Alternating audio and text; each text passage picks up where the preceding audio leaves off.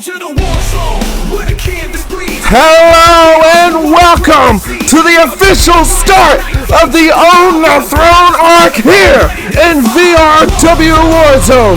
This is the one and only voice of VRW commentary. This is Quandissimo, and what a night we have in store for you. But to kick things off is the boss, the Don. Please welcome the president and general manager of VRW Wrestling, Donovan Orling. The Don!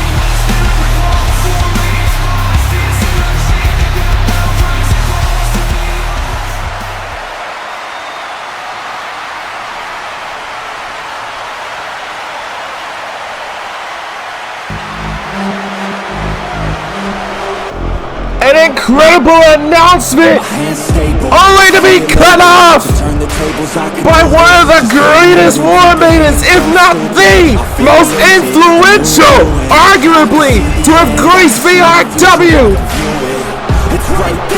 Marissa Barrett, the godmother of all war maidens, is here, and she didn't come alone. The Broken Kingdom is here in attendance. But not just the normal three we've been used to seeing for the past 3.5 years. Now there's an inclusion of Adam Violet. A shocking moment that completely threw everyone off guard last week when Adam ruined Ace Barrett's chances in the On the Throne tournament.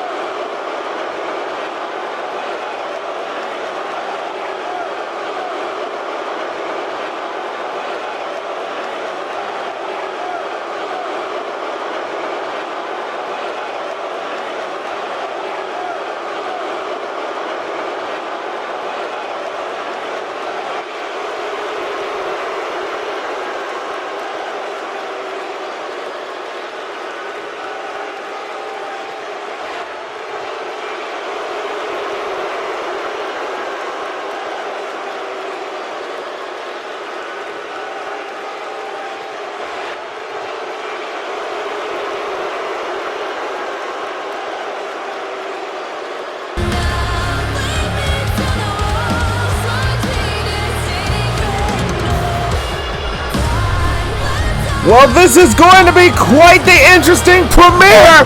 But now we're being graced with the presence of the new VRW Women's Television Champion. Dallas Cole is here. After a controversial victory defeating BB Cass for that very championship, what on earth has possessed Dallas Cole to interrupt Marissa Barrett, considering that the mode she's in is more than foul?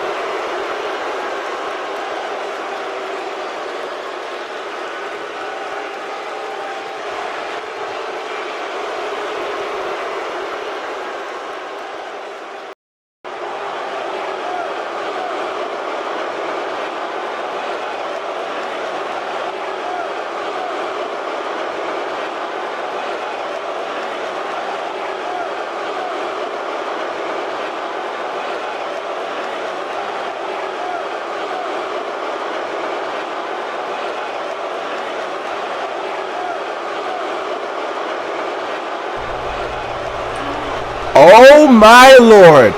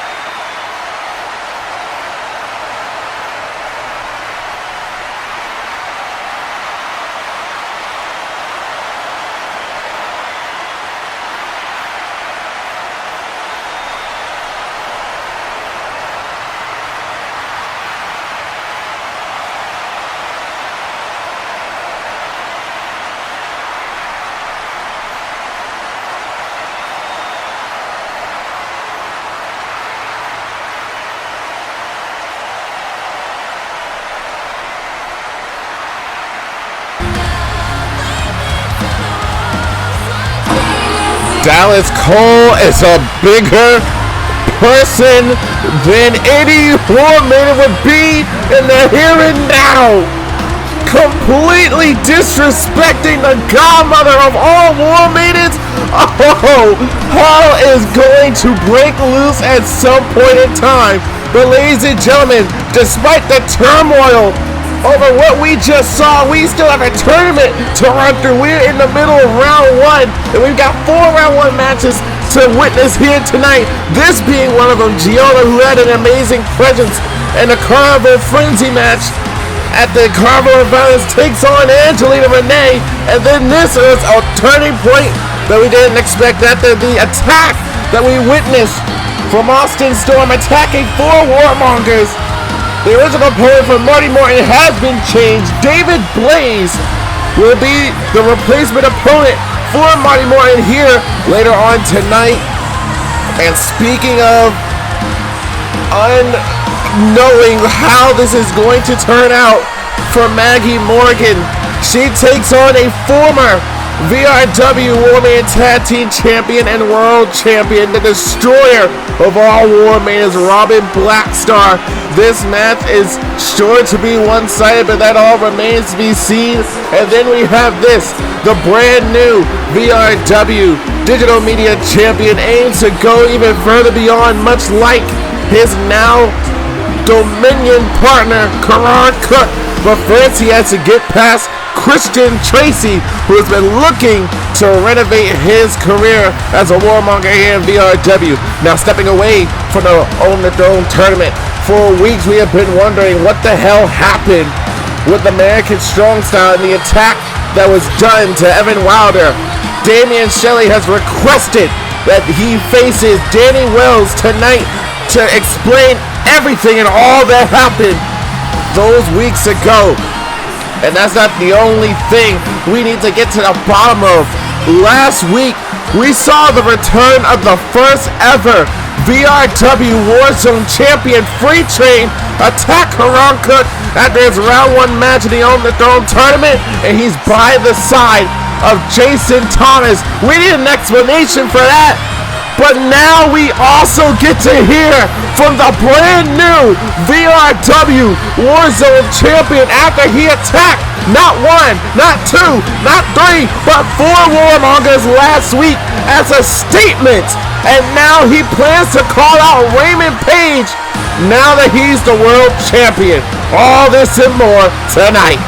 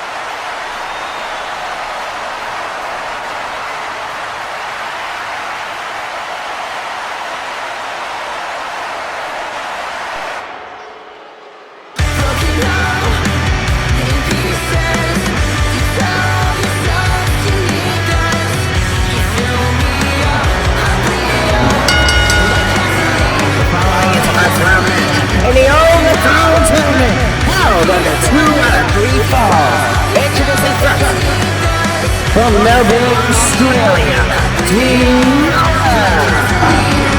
Giona was so close to setting the record for the most eliminations in the first ever Carnival Melee match at the Carnival of Violence.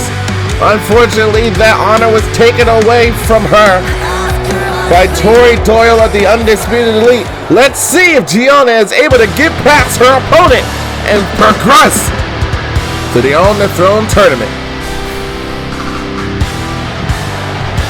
and her opponent from Detroit, Michigan, Angelina Renee. When Angelina Renee made her debut in VRW, it was at a house show where it was a practice run for the Carnival Frenzy match, which was thought to have happened at the Carnival of Violence, but instead, the Warmans had a whole different task, and that was the Carnival Melee. I'm certain that Renee would have wished it to be the Carnival Frenzy, as she had 4 eliminations that night.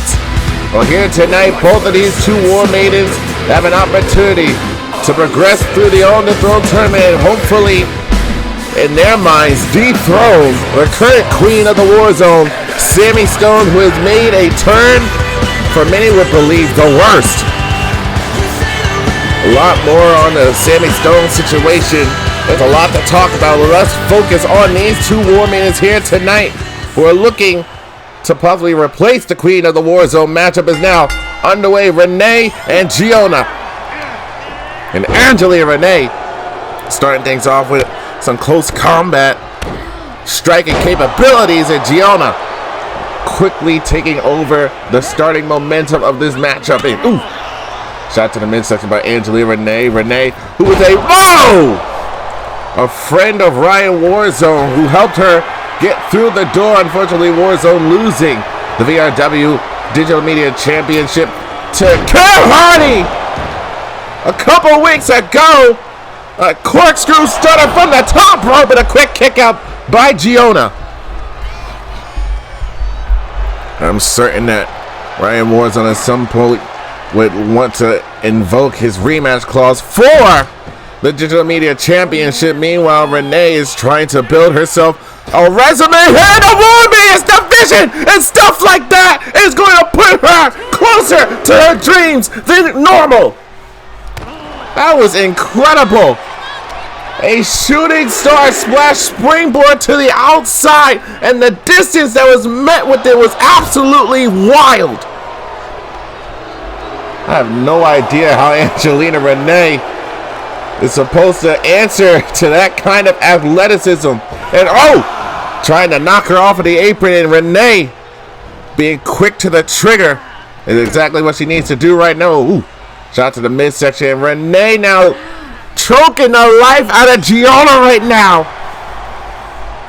Giona, who is trying to guard block the ring on her entry.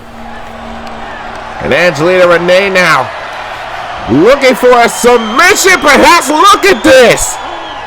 Double chicken wing submission and the straight to Renee. But Giona able to get out of that predicament, and a snap suplex by Giona. Again, Renee, who has entered towards the middle of the Carnival Melee match, getting herself 3 eliminations. That was quite the record spree that she was going to make had it not been for Tori Doyle breaking the record. And Giona is choosing not to let something as little as a record that hasn't even been set break her. She wants to set herself to a standard and elevate her game as a War Maiden. Senton bomb from the top rope. Here's the cover, hook to the leg, and a quick kick out by Angelina Renee. Renee herself likes to take to the skies in her aerial combat. And Giona is showing off just how versatile she can be as a War Maiden. Here, Giona trying to put this matchup away. Right now, face plant to Angelina Renee, dead center of the ring. Remember, 2 out of 3 falls. Could this be the first fall for Giona? No. 2.99.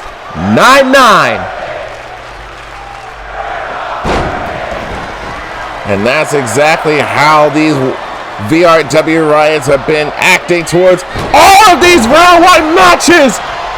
Discus into the long blower. Here's the cover. Hook to the leg. Kick out by Giona. Both of these War Maidens bringing out all of the arsenal in the early going of this match. I was trying to explain that in all the round 1 matches, corkscrew stunner to the outside. And Angelina Renee just showing off at this point. All of the first round, you need to get 2 out of 3 falls in order to advance into the second round. One can only assume that round 2 is going to be just as crazy stipulations as this first round that has never happened before in the history of the Own the Throne tournament. This is the 3rd Own the Throne tournament held in VRW.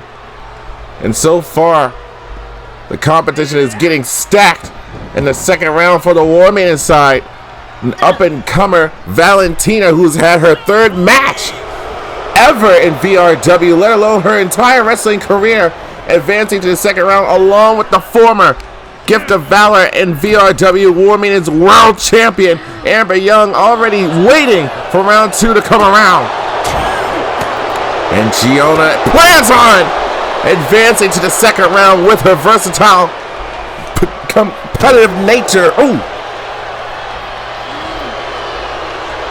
Renee is not doing all too well here, as Giona has had to answer to a lot of her offense throughout this matchup so far.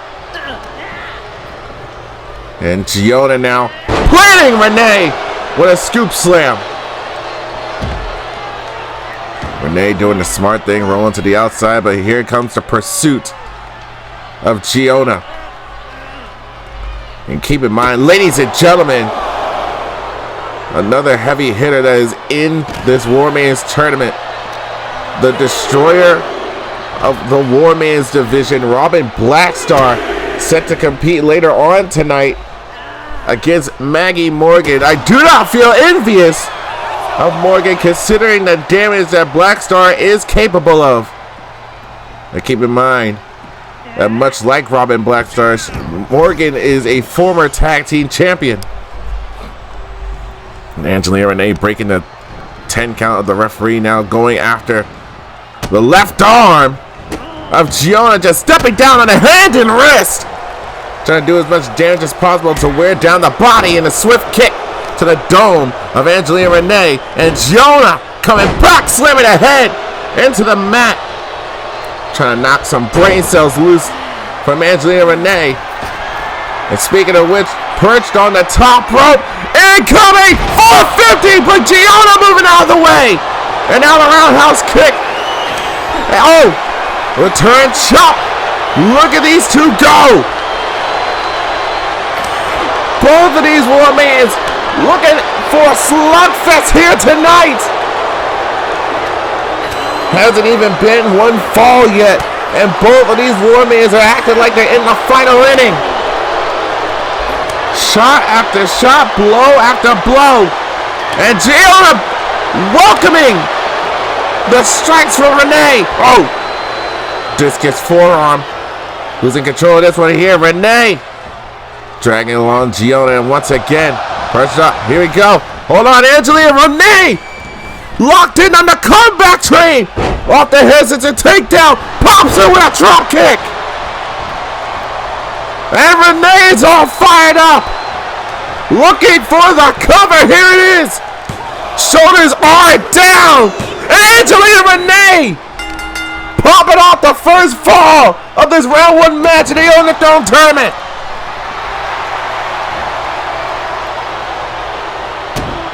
A big set for Angelina Renee.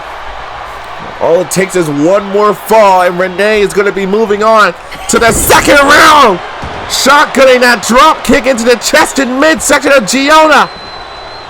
And this may very well be the push that Renee needs to get herself up into the category of round two. But Giona with a beautiful Northern Lights suplex. Didn't go for the cover, however, wants to do a bit more damage to wear down Angelina Renee. Kicking her into the ropes there. And Giona, using a top rope for an assistance with a suplex. And a lot of these War Maidens are very gifted with their style of wrestling and competition. Giona now perched on the top rope. Renee, it's in the splash zone! And a senton bomb! And that's gotta do a lot of damage to the ribs and midsection of Angelina Renee. And Renee, at the mercy of Giona right now. Giona is the one with nothing to lose in this predicament, but everything to gain. She needs to work harder than Angelina Renee. She needs to get 2 falls in order to come back and enter the second round. Now doing the smart thing, going after the midsection of Angelina Renee and going straight back to knocking some brain cells loose. Putting a boot to the back of the dome of Renee. And now back to the striking combinations of Giona. But Angelina Renee with a little bit of return here. Bouncing the face off of the knee. And off the leg drop. Angelina now trying to get back into this one. All the way for the top rope. Moonsault to make this a 2-0 lead. Cover. Shoulders down. Kick out. Angelina Renee so close to sweeping Giona in the On the Throne tournament.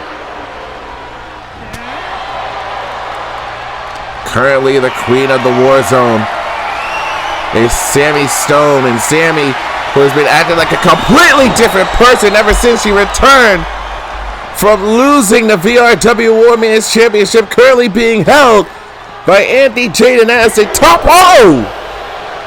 prize.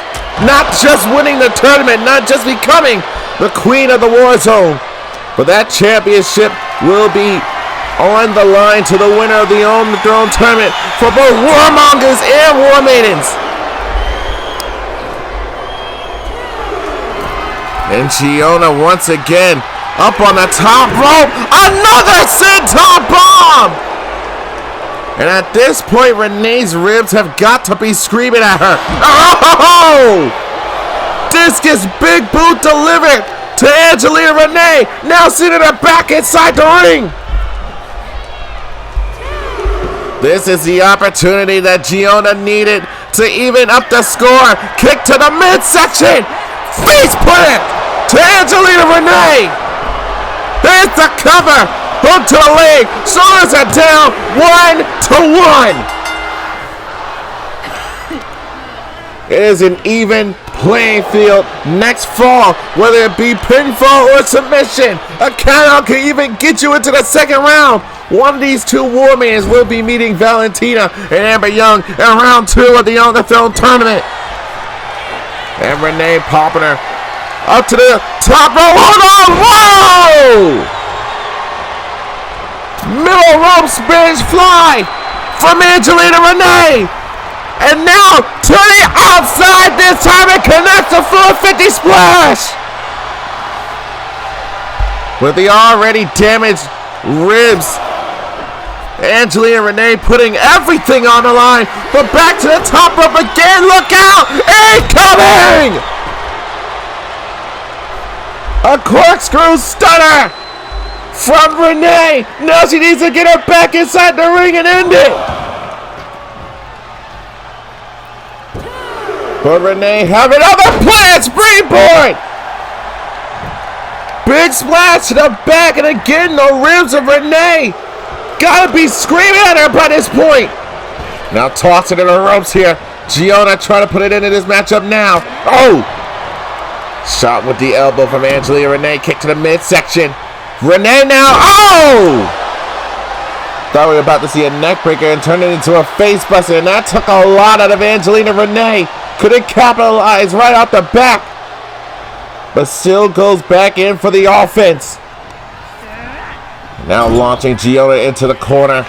You can see that Angelina Renee getting a bit more sluggish, and what a shot, knocking Giona off of the top rope, landing hard on the apron and on the floor. But Angelina again! Shooting star splash to Giona.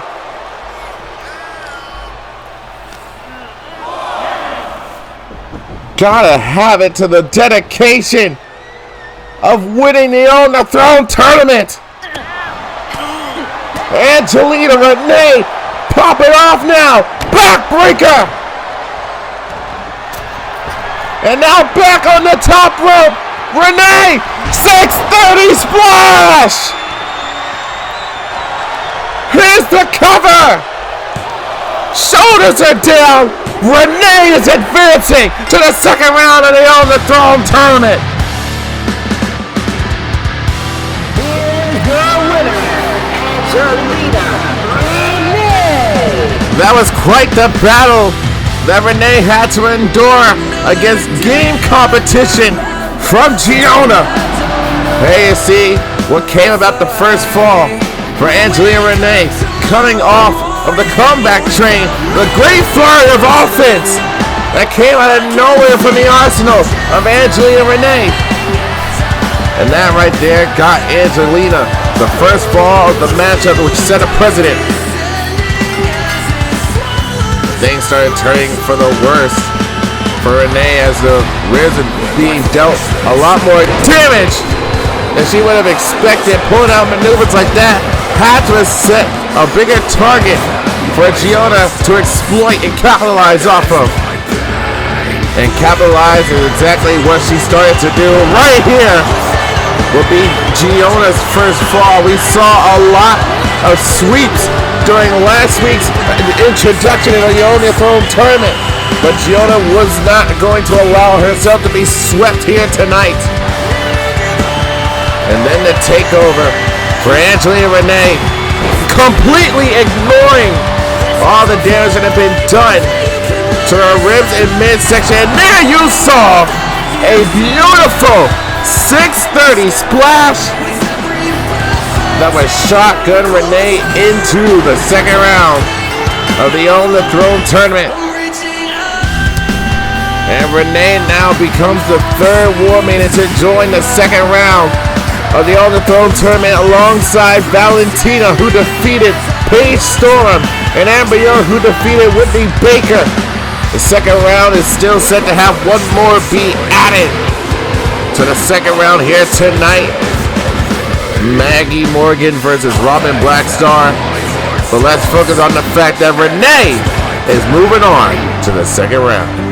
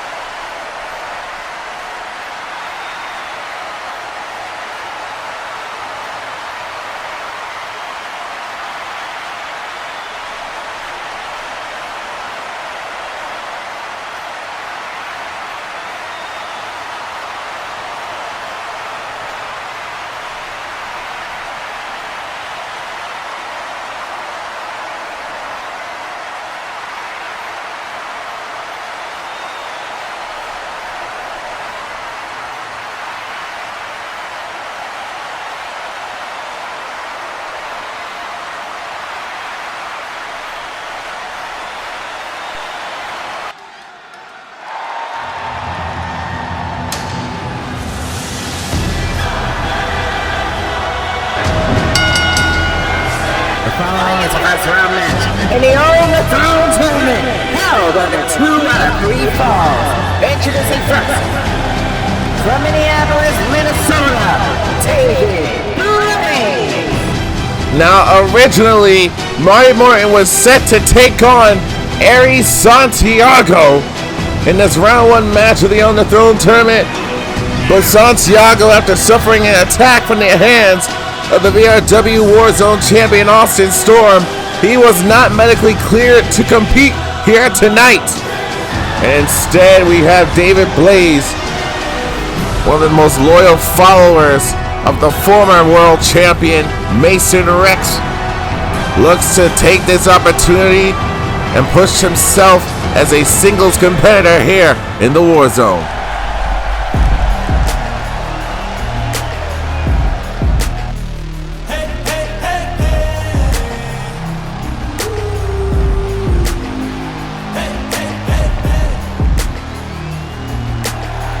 And his opponent, from Memphis, Tennessee,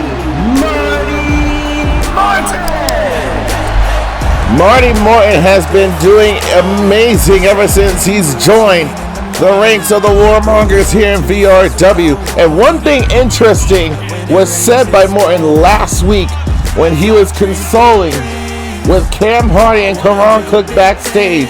One thing that stood out over everything that was discussed when it came to the Dominion and potentially joining Cam Hardy and Karan Cook, it wasn't just that this tournament was something that was being strived for by Marty Morton, but he mentioned how he has a victory over the current VRW Warzone champion, Austyn Storm, and he is using that as fuel here tonight to progress throughout the On the Throne tournament. First time ever matchup, David Blaze and Marty Morton with a spot in the second round of the On the Throne tournament on the line. And last week, Dominion member Karan Cook, who defeated Benaya in order to get into the second round of the On the Throne tournament, was attacked by Freighttrain last week. And David Blaze locking in a submission. There's a crossface locked in on Marty Morton. And Morton able to slip through this one and kick to the midsection. There's the focus on the action that's happening inside the ring. Exploder suplex and a nip up. And Marty Morton, a man his side, doing extraordinary things. Big elbow drop to David Blaze. Here's a cover. Hook to the leg. Shoulders are down. Almost had the first fall of the matchup right then and there.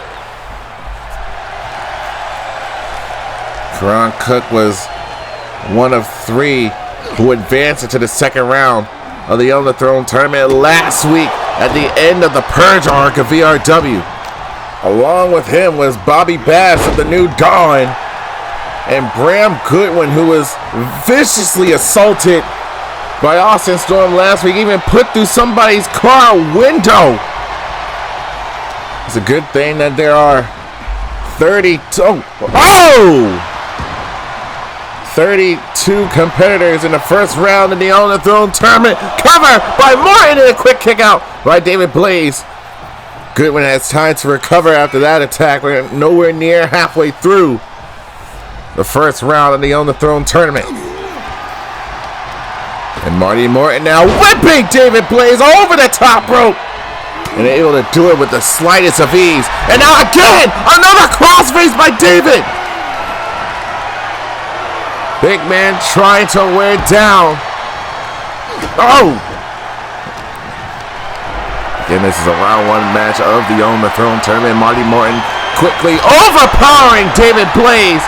Draping him on the top rope. And now from the middle rope, winding up. A big forearm, but Blaze moved out of the way.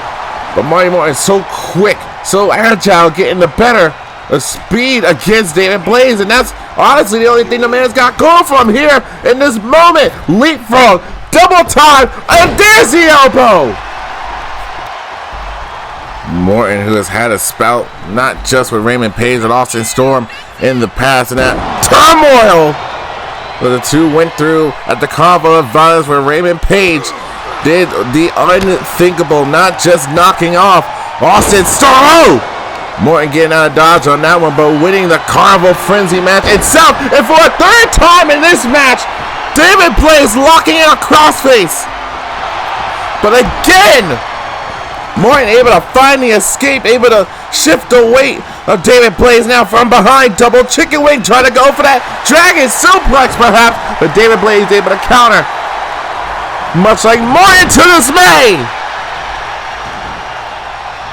Double axe handle taken down.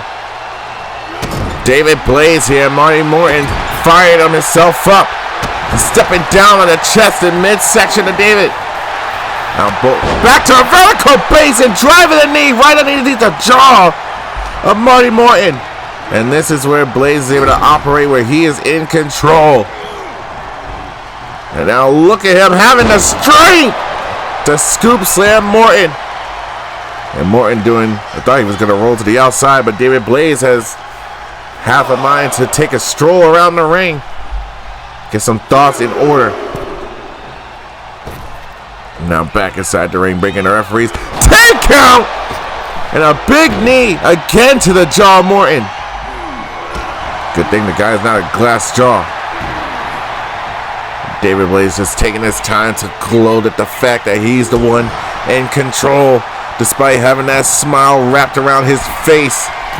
It is a deceitful tool in an environment like this. That's your opponent's now not the one that's in control. Not sure what exactly Blaze was going for there, but it was effective to say the least. Oh! And again, David Blaze bringing a lot of pressure onto the head and center of the face of Marty Morton. Well, Morton is now back in control, able to gut wrench. David Blaze is still holding on to him. Looking to double up with the gut wrench suplex release. And Marty Morton doing a wise thing, dragging Blaze away for the bottom rope to avoid any kind of rope breaks. And Blaze is now trapped. Hold on! Marty Morton looking for a submission ankle lock. Ankle lock is applied. Marty Morton doing a wise thing, wearing down the body of David Blaze in the most strategic of ways, going after the one limb that is going to help him with the speed and power that he brings to his arsenal. And then you see he landed awkwardly off of that toss from Marty Morton. Now perched on the top rope. Frog splash by Morton. That is a lot of weight crashing down on a body like David Blaze. And now Morton calling him back up to his feet. Cannonball! Again, that's a lot of weight to be thrown around with ease. Marty Morton knows exactly how to use his body as a weapon in a match as important as a first rounder in the On the Throne tournament. And a big splash to the ribs. This time off the cover. Shoulders are down. Blaze just barely able to kick out that time. You saw how slow he was to do it. But Marty Morton is the one in pursuit, and Blaze is still on the ground.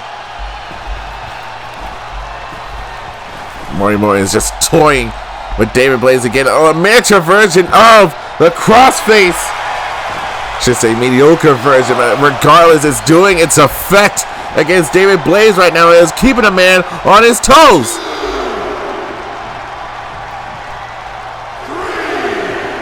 As the referee's count starts to climb, almost at the halfway point. Remember, it's 2 falls that will get you into the second round of the On the Throne tournament. And right now, David Blaze is not taking this ref's 10 count seriously, but is met quickly in the ring by Marty Morton. A stiff clubbing blow to the back of the head and neck. Here's the cover by Morton to advance to the second round.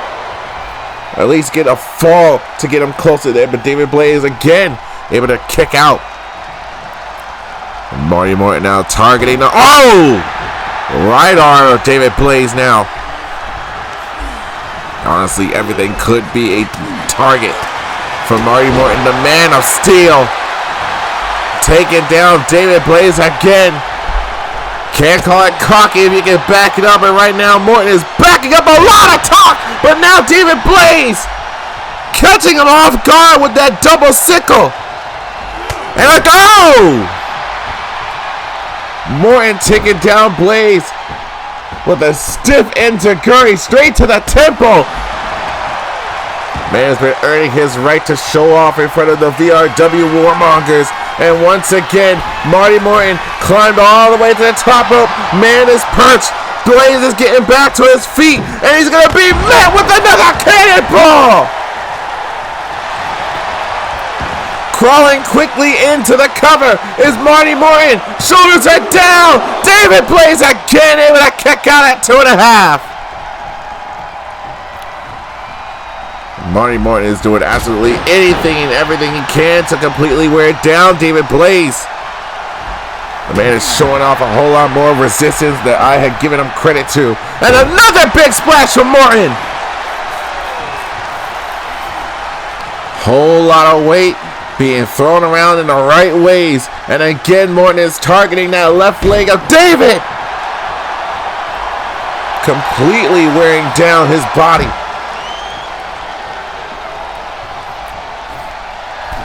Blaze has yet to get himself some offense for quite a while again. I'll say it again twice. That is a lot of weight to be throwing around. And another frog splash from Marty Morton. And now Morton is going to let it ride. Waiting for Blaze to make it back inside the ring. And Blaze is taking his sweet time. Back inside the ring now. Morton turns him around. Now cradles him up on the shoulder carry. But Morton from behind got clipped from David Blaze. Full head of steam. Body splash move got the way. A big layout clothesline from Marty Morton. Going in for the cover once again to get a fall. To get him closer to the second round. And Blaze again kicking out at 2.5.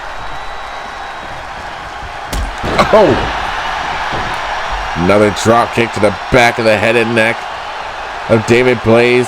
Marty Morton is in pursuit right now. And Morton from behind. Modified version of an inverted suplex, just tossing Blaze almost into the ether. And at this point, you just gotta go in for the cover, Morton. Spending a lot of time on the outside, and the referee's 10 count is getting closer and closer. Count is already at 5. We are at the halfway mark. And again, showing off more strength from Marty Martin off the exploder suplex.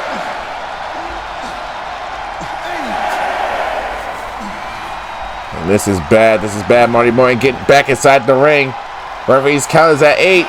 Now it's at 9. David Blaze needs to wake the hell up and get back inside to break the referee's 10 count. Can he do it? Come on, Blaze, right there. And kill. That counted. That counted. He wasn't in time. David Blaze wasn't back in the ring in time. First fall goes to Marty Martin, but David Blaze now on his adrenaline rush. Blaze took a lot of time to get back inside the ring, and it cost him the first fall of the match, and now it's up to Marty Martin to get the last fall of his own free will. Nasty clothesline from the corner. Here's the cover. Hook to the leg. Shoulders are down. Martin couldn't get it quickly that time.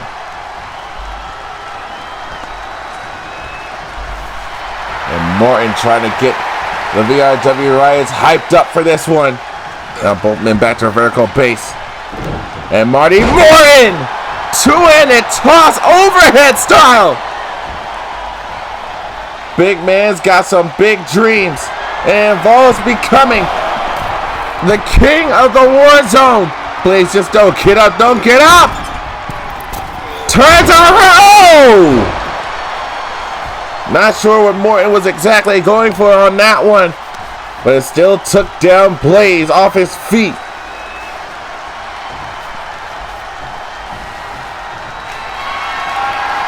Now Morton explaining, how do you explain this? Unbridled power from Marty Morton. Here's a cover to get the second fall of the match. Kick out again by David Blaze. And is the mood, is the momentum starting to dwindle for Marty Morton?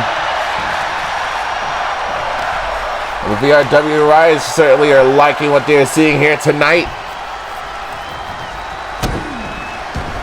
And now Morton trying to get Blaze back up to a vertical base shot to the midsection. David Blaze now kick to the midsection again. Hold on, David Blaze looking for a stomp. And now locking in a vice lock. Vice lock submission applied. Trying to force Marty Morton to tap out. But Morton refusing to give up. Once again to the second round, much like Karan Cook did last week. Snap it back the arm as David Blaze. Now you see the wear and tear being shown on Marty Morton. Now look at what Blaze is going for here. Hold on. Looking for that reverse power bomb. Now there's a lot of weight coming down off of that one. And Blaze trying to get himself in a pinning position. Went to crawl for the cover, but instead, man wants his frequent flyer miles. And look out! Mushroom stomp from the top rope! That man met a lot of distance on that one. Racking things up once again. Marty Morton now. Shots to the ribs in midsection. Ooh! Gets himself a little bit of separation. And now up on the shoulders. And Marty Morton draping Blaze on the top rope. And this is a line that has yet to be crossed here. First time ever matchup between David Blaze and Marty Morton. And Morton climbed, perched from the top rope. This is not good for David Blaze. Morton now from the top rope. Cannonball! That was a big, wild collision from Morton landing on top of David Blaze. Now crawls in for the cover. Hook to the leg. Shoulders are down. Marty Morton advances to the second round of the On the Throne tournament. Here is your winner, Marty Morton. Wasn't exactly the cleanest victory that Marty Morton would have preferred in this scenario. But regardless, the time spent in the gym, backstage, getting himself ready to be a part of the On the Throne tournament led to this moment that would help him believe in himself a whole lot more, despite the competition that exists within the current On the Throne brackets. All the heavy hitters that we are expecting to see, they would be the first fall for Marty Morton. David Blaze not paying attention to the referee's 10 count, but would quickly clap back and get some offense going for himself to hopefully tie up the score. And it'd be here that he would try to keep that momentum all to himself. This big stomp that would have done wonders had he gotten for the pin in that predicament. Speaking of the predicament, David Blaze expect there to be a big man soaring through the air, landing down on him like a crash pad. And now you see it, ladies and gentlemen, we now have 4 added to the On the Throne tournament from the Warmonger side. We're still expecting to see Cam Hardy versus Christian Tracy get things heated for another round 1 matchup. Halfway through the Warmongers, and soon to be halfway through the War Maidens. We saw Angelina Renee advance into the second round of the On the Throne tournament, and now Marty Morton is the one to do so. But hold on! Hold on! I didn't know we were expecting him now! Ladies and gentlemen, the new VRW Warzone champion has arrived here in the Warzone. His name is Austyn Storm, and he cashed in the plan for gold right after the attack from American Terror to Austyn Storm, and then Storm would then take Paige out of the equation to ensure that there be no interference any further than that. And now here he is, standing before you as a proud, well-deserving VRW Warzone champion. He's approaching Marty Morton.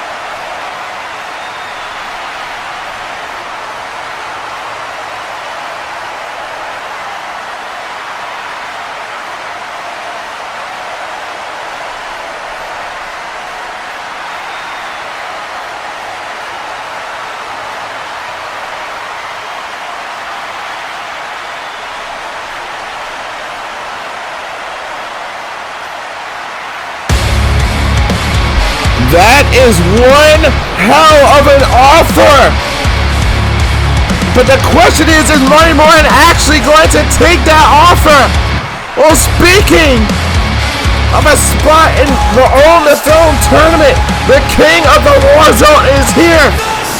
And I think it's time that we get an explanation as to why Freighttrain, now being a part of what is assumed to be the start of King Thomas's army. He speaks later on tonight.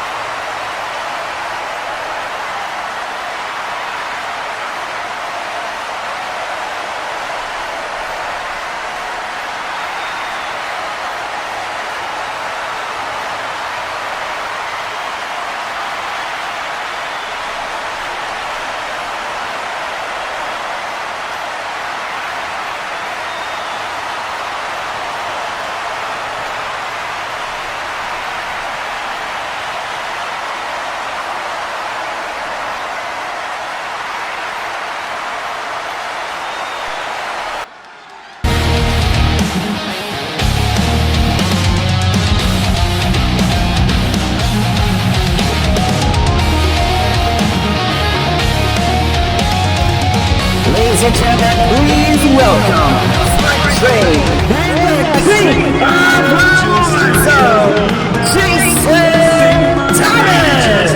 Jason Thomas has acquired a very dangerous, very resourceful ally in his goal of protecting the throne that he sits upon as the king of the Warzone. Many, and I say this very loosely, many people have been doubting the capabilities of Jason Thomas as to running the Warzone as its king. Well, now he's got himself a royal hammer that is sure to assist him in casting judgment upon his loyal subjects here in the Warzone.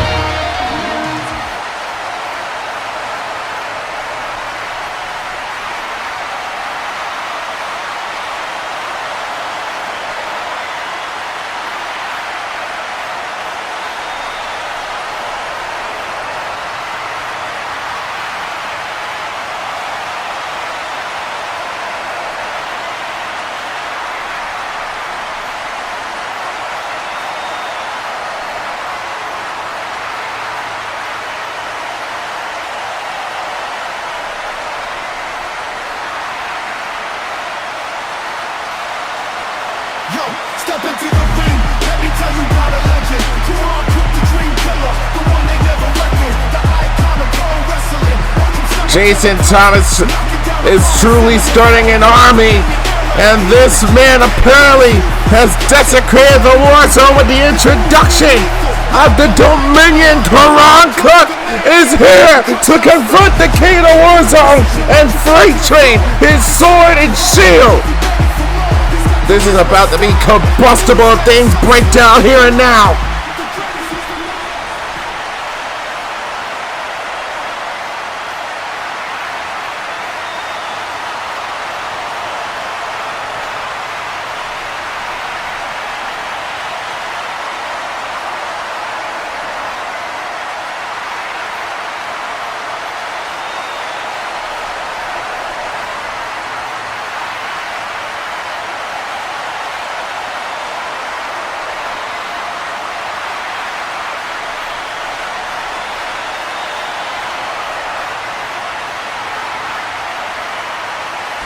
If the Dawn gives the green light for this match, we are going to witness a battle of kaijus in the main event of the Warzone.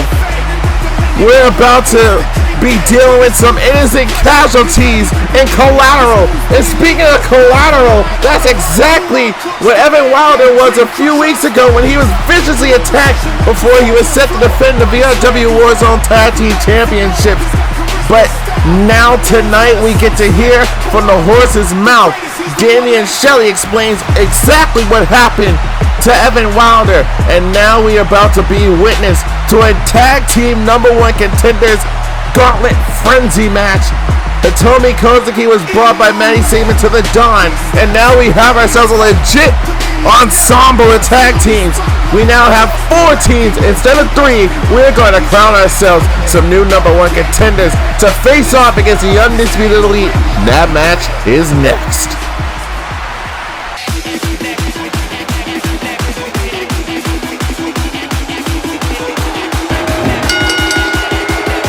The following contest is to declare the #1 contenders to the VRW Women's Tag Team Championship. Introducing first, the team of Cindy Danger and Paige Storm.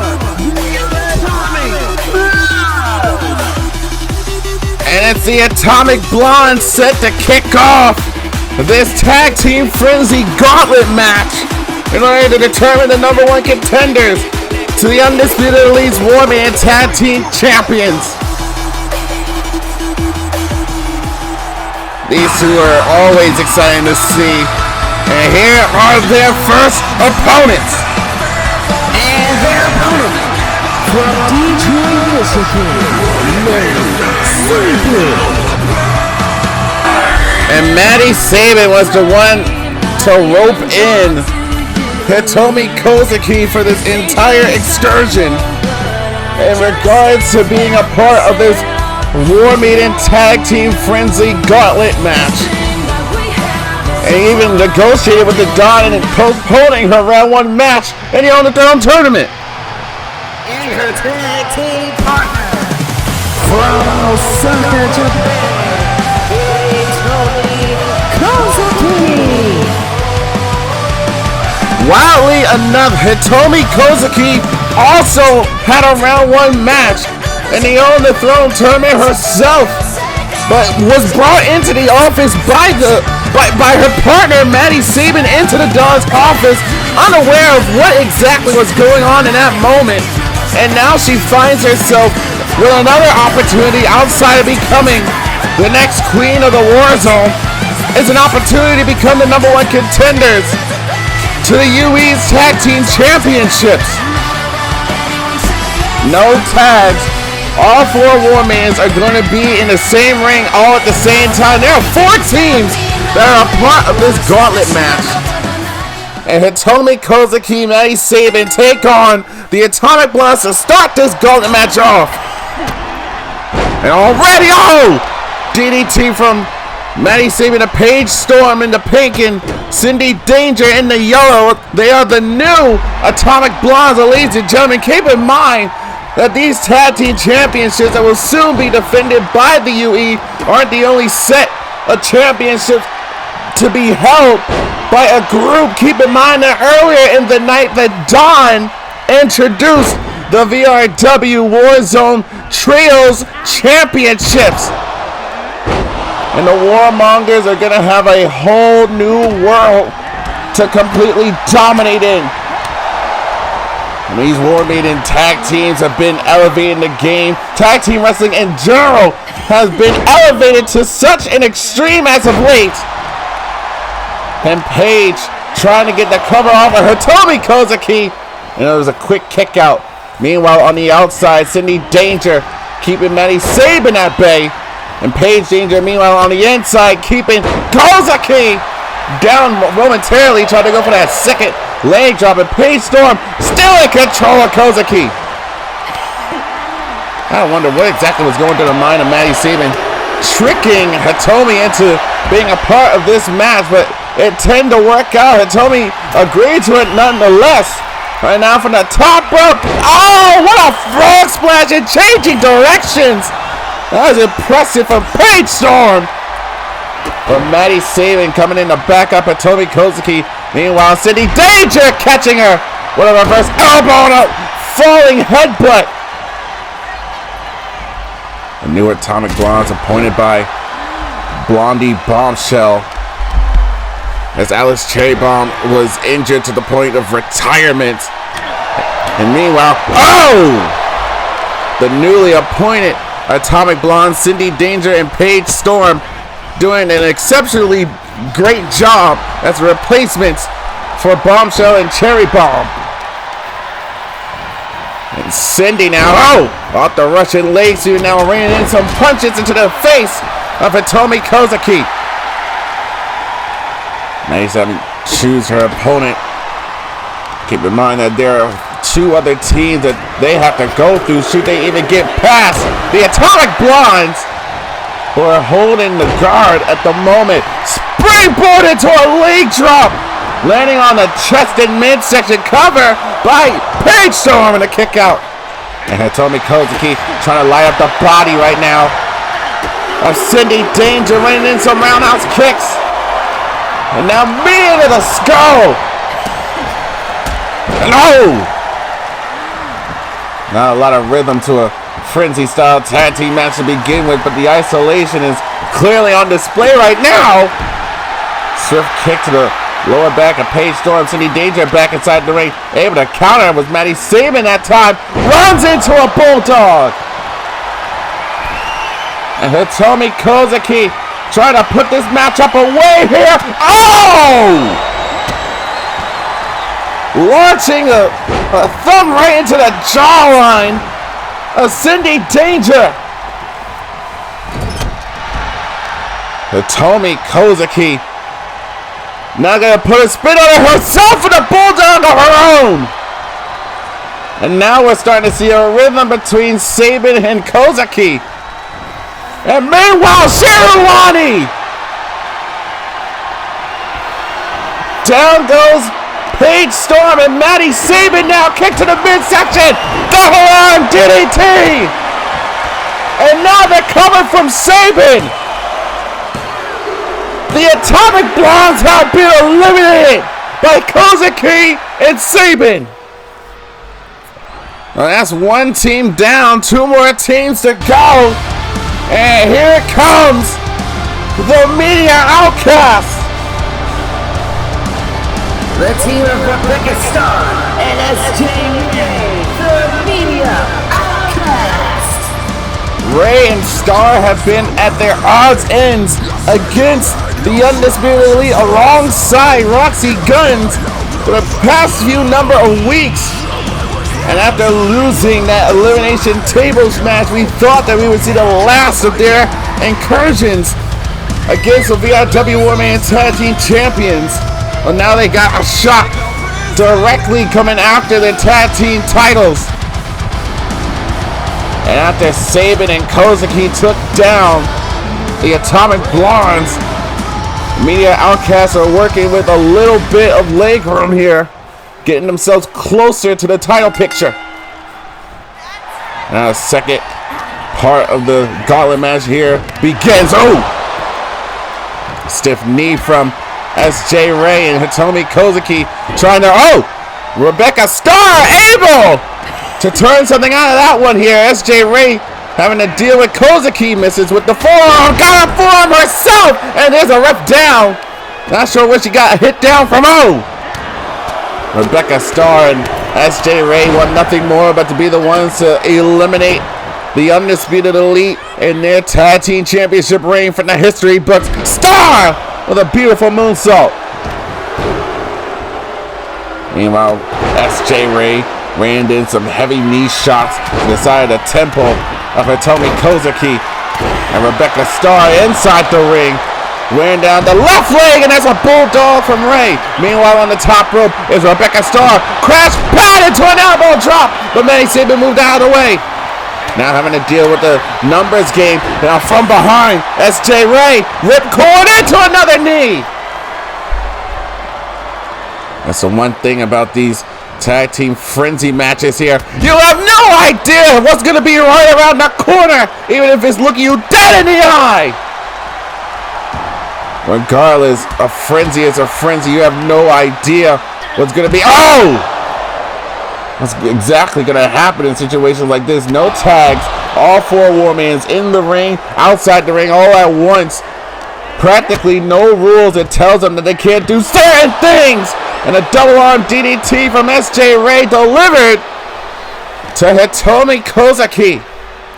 And keep in mind, Kozaki is not even 10 matches in her beginning career as a wrestler. So the fact that she is locked in on this tag team frenzy gauntlet match, it is a huge stepping stone that Kozaki can use, especially considering she is yet to compete in her round one match in the Own the Throne tournament. And a big German suplex for Rebecca Star. SJ Ray, Rebecca Star, the Media Outcast, who have been gunning after the Undisputed Elite for quite a bit of time. Not just inside of VRW, but all across the EFED circuit. They've been dealing with the UE, and now they want to stick it to them by taking their tag team championships. For them, it is very personal. Kozaki is down. Sabin is reeling. And Kozaki gets sent to the steel steps. And Rebecca Star trying to change the scenery here on the outside. And Sabin is back inside the ring. She's the one that talked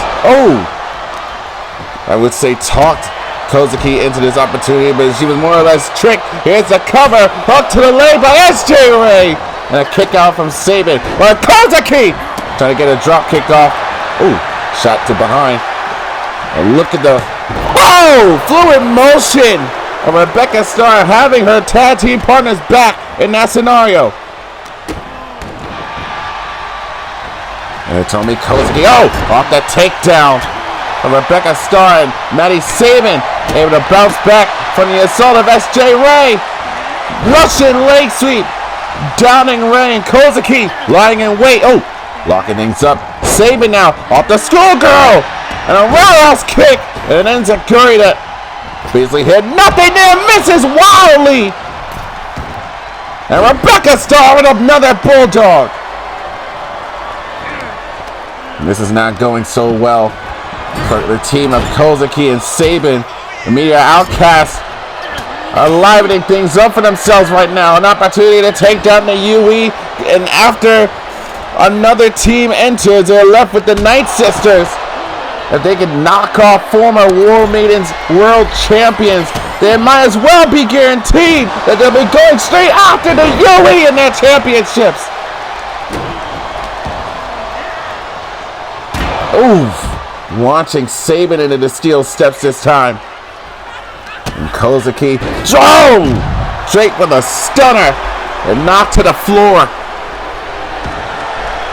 Rebecca Starr now trying to, shot to the midsection and the lower back. However, Hurricanrana with the swiftness from Rebecca Starr taking down Hitomi Kozaki. And keep in mind that pinfall submissions can only occur inside the ring. Meanwhile, on the outside, they can do as much damage as humanly possible to each other. But right now, the Media Outcasts are standing on top of business when it comes to this last half of the gauntlet match. We have 4 teams, now we're down to 3. And Kozaki still down in the ring while Sabin takes a brunt of the assault from the Media Outcasts. And that's Day Ray getting back inside, saw that Hitomi was coming back to her senses here, but got caught from behind. Oh, full Nelson bomb from Kozaki, pulling back the legs into the cover and a quick kick out. Meanwhile, Maddie Sabin taking off the, what in the world, there's no tags here, Sabin. Ripping off that turnbuckle pad from the corner. A precarious situation that now being visible to the referee. Completely legal, mind you. As Rebecca Starr now dragging Sabin and tossing her back into the ring as the referee fixes up that turnbuckle post. Hitomi Kozaki trying to end. SJ Ray has it locked in. Off the elbow. Great save from Kozaki and a super kick to the back of the dome of Kozaki. Famouser into the cover to put this round of the gauntlet match away. Great save from Kozaki. But now from behind is SJ Ray. Trying to go for a belly-to-belly. Great counter. And now locking things up with Rebecca Starr. Floats over. DDT to Kozaki.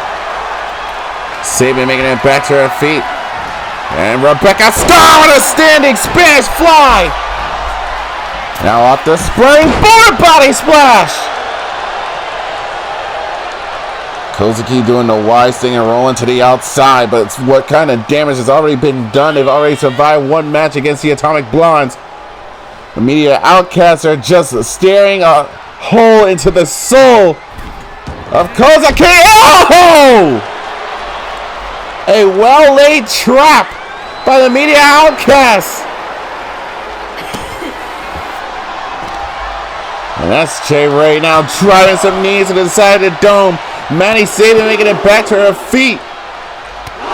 And Kozaki having to deal with this 2-on-1 a situation. Look out!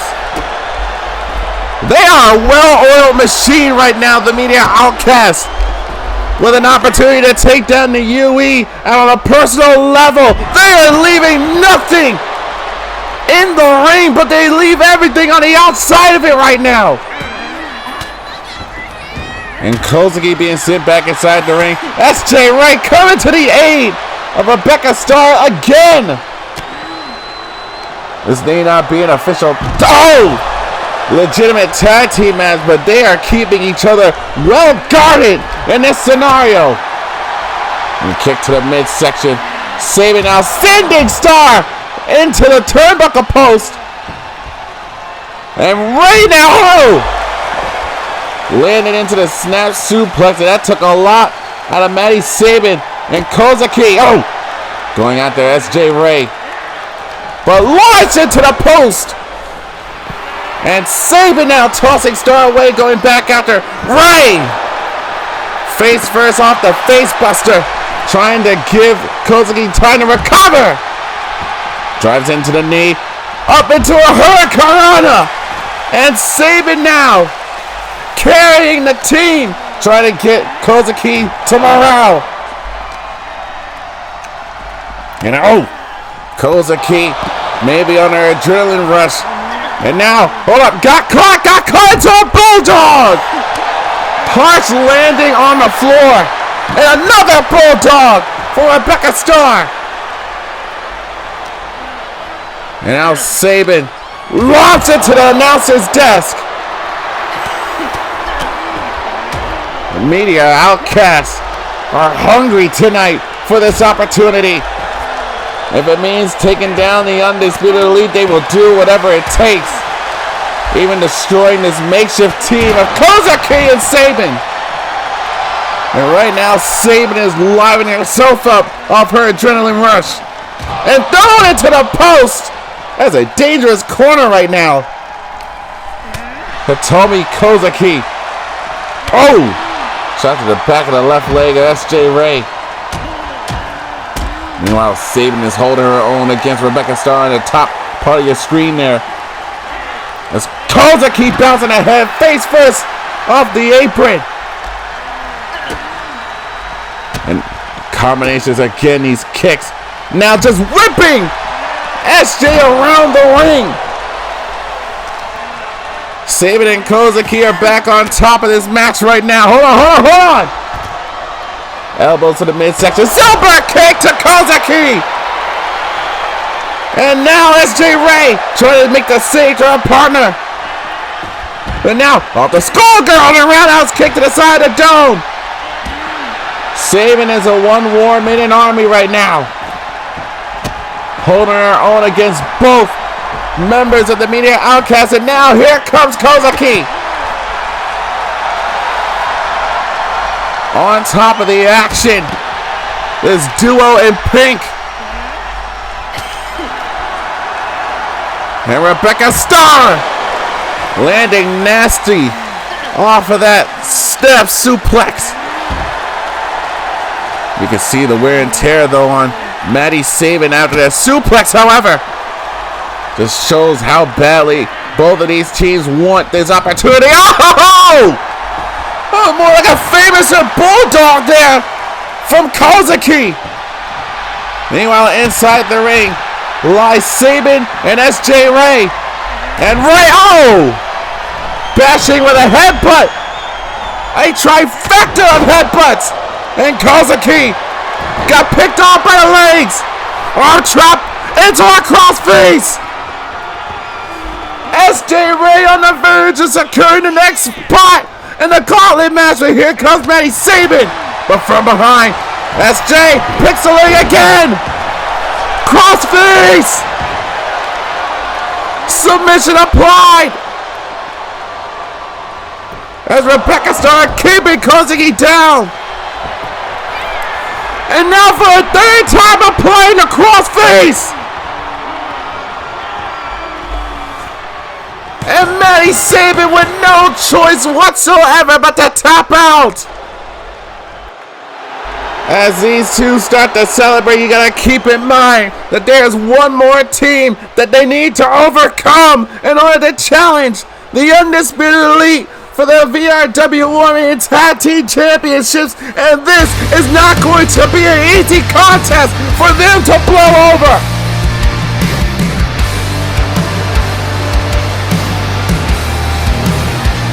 The team of Rose and Riley Knight, the Knight Sisters.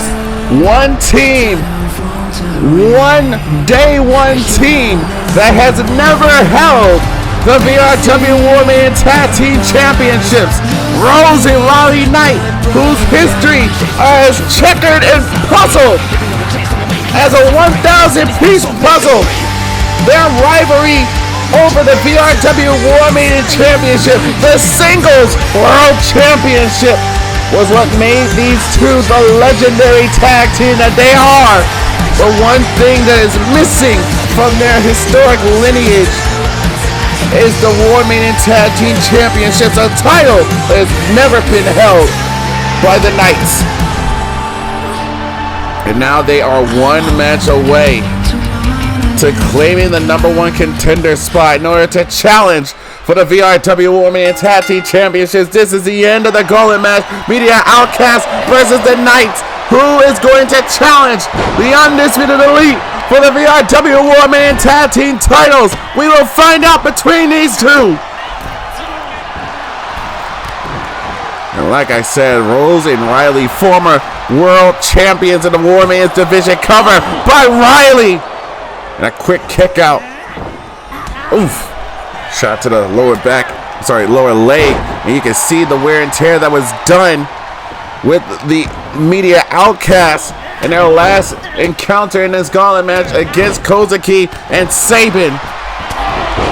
And a lot of that is going to be crucial for the Night Sisters to recognize and play a part in their dismantling of the Media Outcasts, so long as it means becoming the #1 contenders. And Riley off that chop, lighting up the discus forearm from Riley Knight. Are we gonna see that crescent moonsault? Hold on, there's a moonsault in a crescent one, but it's a top rope moonsault regardless. Riley, who loves taking to the skies, and that double rotation of the moonsault that she hits so vibrantly is an incredible sight to see. Meanwhile, Rose Knight not going to allow Rebecca. Oh! I think both of them got an exchange out of that mid-air collision. And the Media Outcasts, who have won championships outside of VRW regardless, they have never held championship gold here in the Warzone. Much like, former War Maiden champions Riley and Rose Knight. Who can forget the trial of the Knights at the Ultimate Frenzy that set these two careers down such an incredible journey to superstardom. Rose Knight, the master, the Gilded Thorn, getting planted with a flatliner from SJ Ray and going after the sister there of the arm breaker. But Rose still in control of the ring right now. Scope slam, taking down Ray. While Riley is facing the music with these kicks to the face, to the temple, and Rose Knight on the outside going after SJ Ray. Stopped herself from landing into the steel steps. Off the double chicken wing suplex. Meanwhile, inside the ring, Rebecca Starr keeping Riley grounded. That is exactly what you need to do with someone like Riley, who likes to take this guy, who likes to use the ropes to her offensive advantage. And a poison Rana goes straight into the cover. Rebecca trying to knock off the Knights. Not that way. It's going to take a whole lot more. Here comes Rose Knight off the springboard crossbody. Into the cover. Hooks the leg. Shoulders are down. Kick out. This is not going to be a battle of attrition. It's all going to come down to who's going to make that crucial move, that crucial play that's going to ultimately wrap this match up. Now from behind. Rest leg takedown from Riley, turning us into a game to her. Both of these teams with so much to gain from becoming the #1 contenders. For the Media Outcasts is pursuing a long-lived rivalry with the Undisputed Elite. For the Night Sisters, combination! What a combination from the Knights! Here's the cover! This is why they won the titles! Because they are so well in tune with one another. They want the Tag Team Championships, a goal that has been eluding them for years. Rebecca Starr now launching Rose into the ropes. Ducks underneath. Leapfrogs over. Mrs. Wiley, hold on. And Rose now coming back with the offense. Oh, and a drop kick to the knee. And Rose Knight from the top rope. We normally see Riley take to this guy's not often, but we see Rose take to it. Big drop kick, but there's a wall standing in front of her. But that wall had nothing against the springboard roundhouse. And now SJ Ray trying to keep Rose from pinning Rebecca Starr. And what is Rose thinking about here? Oh! Shot to the back of the knee. A Rose Knight has a snap DDT. And the Meteor Outcast isolate and dominate. But Riley knows that game all too well. Shot to the midsection from behind. Still with a grasp of a stiff forearm. Oh! Suicide dive to the outside. But Riley keeping the ring all to herself. And Riley, oof. Big heavy blow in the corner. Bashing her face first and then that top turnbuckle. Rebecca Starr now back inside the ring. From behind got caught by Riley. Big suplex. And Starr is taken out of the occasion. Big knee now stomping away. Night Sisters trying to keep Ray down. Now locking things up. Kick to the midsection. And oh! Stiff forearm strike. There's a head to the takedown.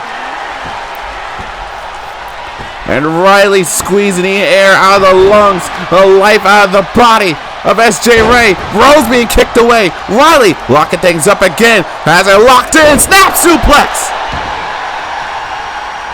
And Rose this time with the suicide dive. Divide and conquer. Trumping. Isolate and dominate. Former world champions are battling to become tag team #1 contenders against the Undisputed Elite and the Media Outcast. Are trying to match themselves neck and neck in this competition. Meanwhile, back inside the ring, Rose Knight left alone with Rebecca Starr. Rebecca back to a vertical base, got her from behind. Tilt around, look at this all around the world. Hurricanrana quickly into the cover, hooks the leg, and there's Riley to make the save. Leaving SJ Ray at the bottom of the rampway. Riley Knight lighting up. Oh, look at this. Who is stopping the Knights right now? Well-oiled machine. They've been doing this for the past 3.5 years. And Rose now. Oh, combinations down. Whoa! A lot just happened right now, but here's a cover quickly by the cover. And SJ Ray could get down here, catching the leg from Riley Knight. Rose Knight back to vertical base from behind. To strike to the face. Locking her up. Stillplex. Fast-paced action here for the last round of this gauntlet match. Rose Knight having SJ Ray alter herself, launching her into the ropes here. Oh, and a face buster! Flapjack style! Rolling unprettier! Riley is down. Rose climbed all the way to the top rope. Wants to fly! Oh! Misses with the frog splash, and SJ Ray being saved by Rebecca Starr. Is the cover until a kick out. And Riley's back inside the ring now. Oh! Knee to the back of Rebecca Starr now. Oh! Off the takedown. Butterfly lock. And Rose Knight launching. Ray! Oh! Enter-going kick. Take it down. SJ Ray. Here's a cover. Hook to the leg. Shoulders are down. And Rose and Riley have won the gauntlet match. Here are your winners, the Night Sisters. Rose and Riley have a date with the tag team champions. Going back to the start of this gauntlet match, it was Maddie Sabin who talked and tricked Hitomi Kosuke into joining this match to wait out their first round matches. And the Underdome tournament, they knocked off the Atomic Bloods. Then came the elimination of this makeshift team of Kosuke and Sabin. SJ Ray would lock in his arm trapping crossface. After so much damage was done to Kozaki and Sabin, Matty had no choice but to tap out. Then came the arrival of two former world champions, Rose and Riley Knight, who were working so excellently as a duo. After their last failure in becoming #1 contenders when they lost to the Birds of Prey, this time around, they got the job done, and their fluency was extraordinary to witness. And then this would be the moment that would take away the opportunity for the media outcast to settle things with the UE. Riley kept Rebecca away as Rose Knight would square this match off with that running enziguri straight to the chest, knocking off SJ Ray, the media outcast. Knight Sisters versus the Undefeated Elite Tag Team Championship match soon to come.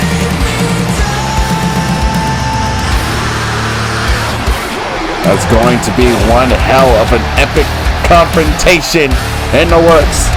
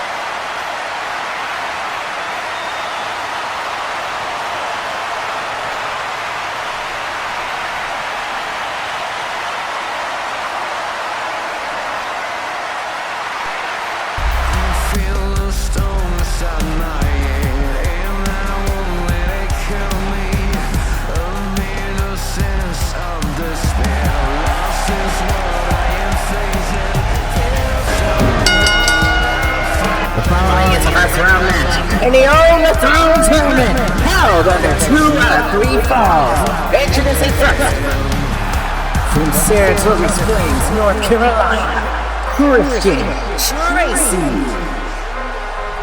Back to the focus of the Own the Throne tournament, Christian Tracy, longtime devotee of the Warmongers here in VRW, looking for that one breakout moment that will set him apart of all the others who came in his generation of Warmongers. You might as well consider him a lone survivor of his era as a Warmonger. Christian Tracy has seen many come and go, but one thing is consistent, that she's still here. Much like this new Jenner. And his opponent from Mayville, Canada, the VRW Digital Media Champion,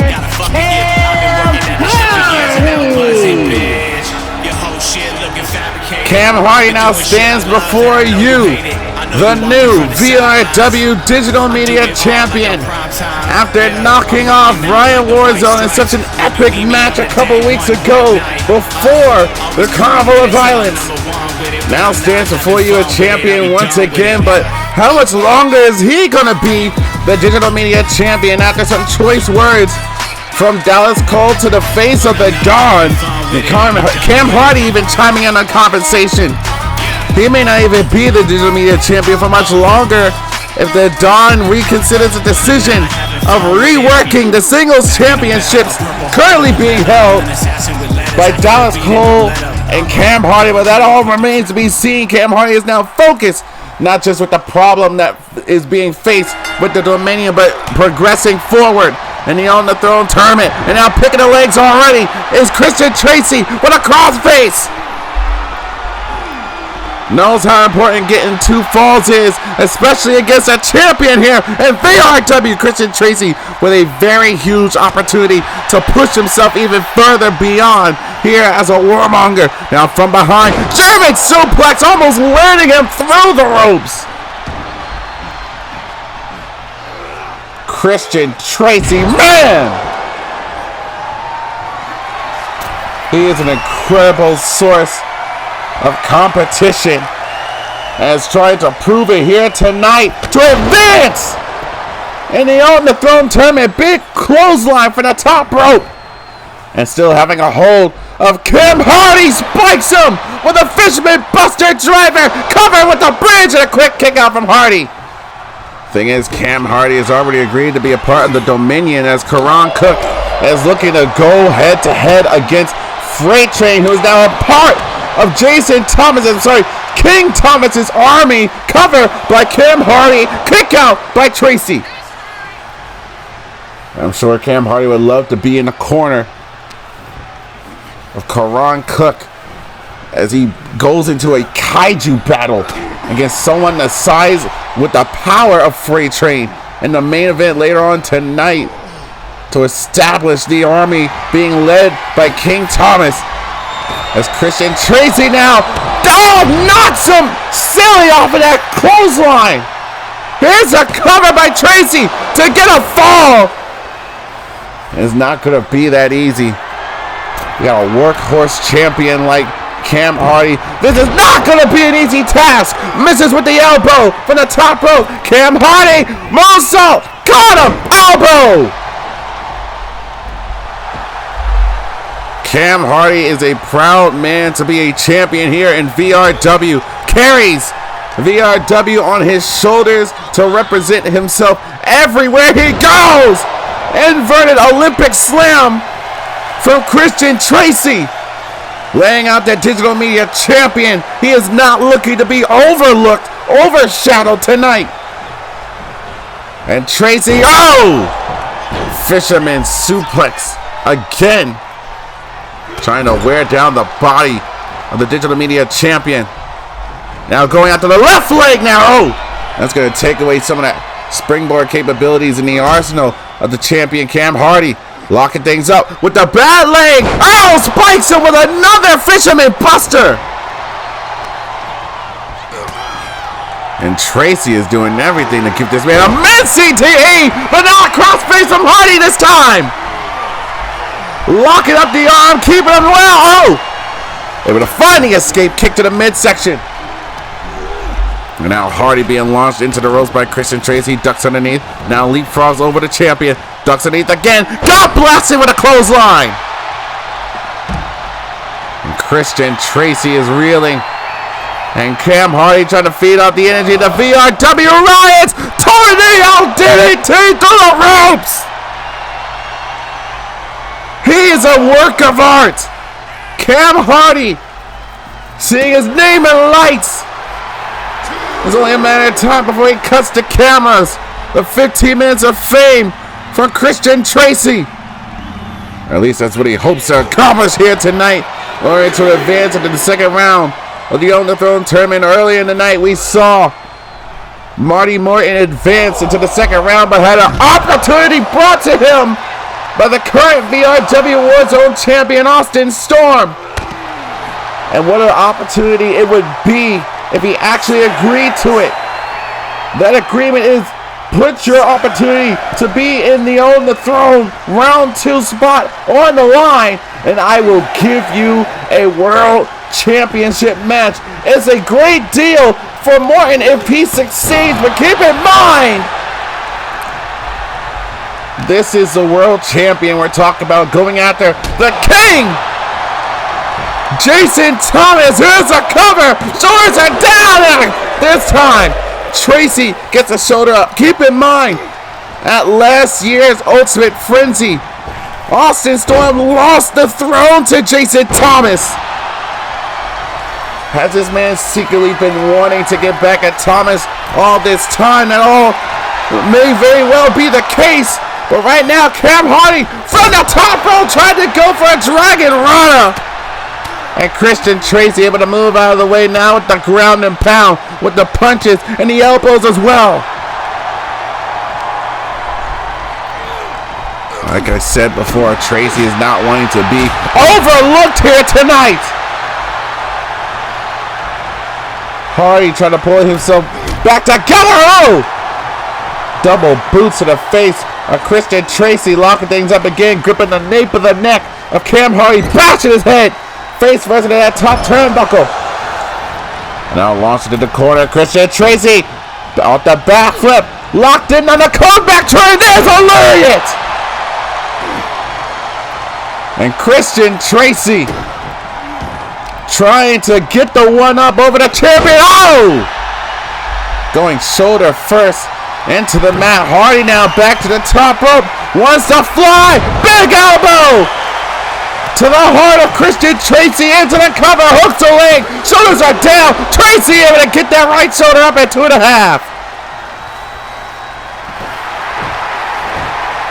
Cam Hardy having a good time. Tracy, oh! Stomp to the back, close to the neck. And back up to the top rope goes Tracy. Wants to fly himself with another elbow for the third time. It misses. And Hardy with a boot to the face. And again, Hardy just pumping himself up full of energy to take down Christian Tracy. Moonsault off the bottom rope. And this is in Cam's wheelhouse now. Trying to end this as quickly as possible. Whiplash neckbreaker delivered. And now Hardy loading up the cannons. Kick to the face of Christian Tracy. Cut the cameras. Here's the cover from the Digital Media Champion. And the first fall goes to Cam Hardy. And now locking up the body. Cam now going to play with his food. No! Hardy is deceivingly powerful. Now trying to light up the pale chest of Christian Tracy. There's a counter, however, and the knee trembler. That one was quick and efficient from Christian Tracy, who's now on catch-up mode. Cam Hardy now trying to pull himself back together, using the ropes to pick himself up off the apron. And Christian Tracy, oh! Great counter from Cam Hardy back inside the ring now, locking things up again with Tracy inside the ring, grip of the nape of the neck. Draped over the ropes here, the shot! Straight to the face of Cam Hardy. And Tracy now draping Hardy, oh! Tower of London from Christian Tracy. Now bashing the head end of the Digital Media Champion, Christian Tracy. Now getting his second win here. Now from behind, German suplex in the back of the dome. Crashing down on that bottom turnbuckle. An awkward, nasty landing for Cam Hardy and Christian Tracy, taking the time to recover. This is comeback mode for Tracy. He can't afford to be wasting this kind of time. He needs to pounce on the opportunity to take down Cam Hardy. And now powering it up. Limiting. Oh, man. Power bomb in the back of the dome. Hitting that bottom turnbuckle again. And a kick out from Tracy. I'm sorry, Hardy. Cam Hardy has taken a lot of damage to the head and neck. Perched on the top rope. Shooting star. Here's the cover, hook to the leg, shoulders are down. Cam Hardy advances to the second round of the On the Throne tournament. I'm just focused on the move. Here's your winner, Cam Hardy. Cam Hardy secures his spot in the second round in the On the Throne tournament. Whoa! Ryan Warzone from out of nowhere, going straight out there. Cam Hardy. Ow! Hardy, who just got done knocking off Christian Tracy in the second round in the first round of the On the Throne to advance in the second. And now the former digital media champion laying out Cam Hardy. Hardy trying to pull himself together, but Ryan Warzone not giving Hardy the time of day. And now wants to put Hardy down. Has him up on his shoulders here, looking for that electric chair driver, but Hardy able to counter. Hardy trying to battle back here, but a counter from Ryan Warzone. Now these leg kicks, roundhouse kicks, shot to the midsection, Pele! And Ryan Warzone hooking both arms here, double arm DDT, planting the champion. An unprovoked attack from Ryan Warzone. And what the hell is Ryan looking for here underneath of the ring? Bought himself a steel chair now. Come on! Hardy doesn't deserve this! What the hell are you doing?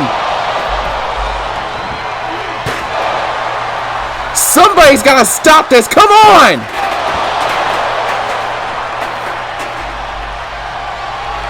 The actions of a bitter former world champion trying to put Hardy on the shelf, much like what almost happened to Bram Goodwin last week.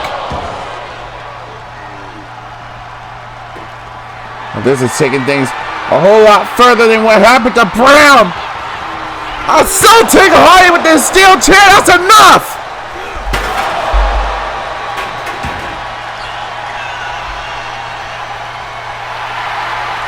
Ryan Warzone trying to eliminate the opportunity from Cam Hardy to advance any further than the second round.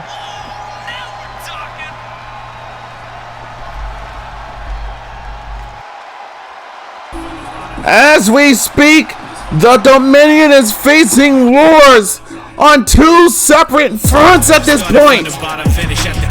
For Cam Hardy, he is battling to defend his digital media championship against the former digital media champion Ryan Warzone. That's one front of the war, but here's the other.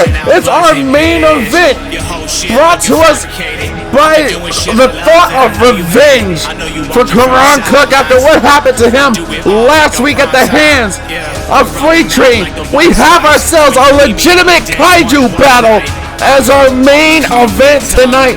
But coming up next is the last round one match of the night. It is a battle that I pray that Maggie Morgan somehow finds it in herself to not take this one seriously from the dawn. She is pitted up against the destroyer of the War Maidens, Robin Blackstar, one-on-one, a round one match, and it's next.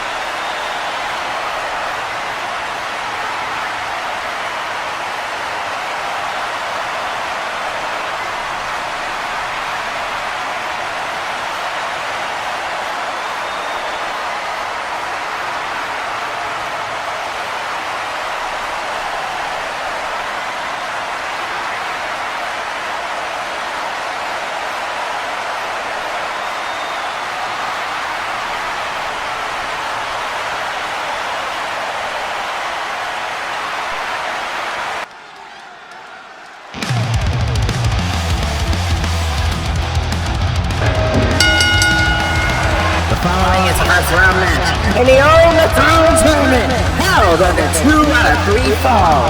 Introducing first, from the Sin City, Maggie Morgan. Maggie Morgan with a change in her look here, going all black here tonight.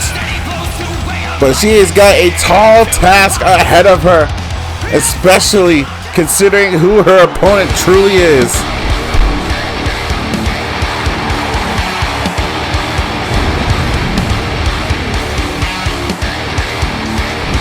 And her opponent, from Overland, Kansas,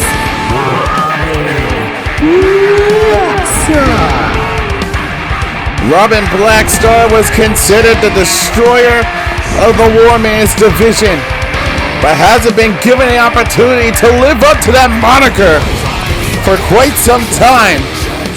But now that she's no longer pursuing the War Man's Tag Team Championships alongside Ashley Crow, considering her placement here in the On the Throne tournament, are we going to witness the revival of that one destroyer that tore through our War Man's division all those years ago when VRW first landed? I do not envy Maggie Morgan here tonight. This hopefully isn't one-sided for her. Starting things off, Robin Blackstar already with her over-powerful will and conquest over Maggie Morgan right now. Triple forearm to the lower back. And then there's a fourth one. Now launching her over the top rope, still hanging on for dear life. And whipping her over the top rope. Keep in mind that Morgan has to endure 2 out of 3 falls against Robin Blackstar, and this is not going to be in favor of, oh my lord!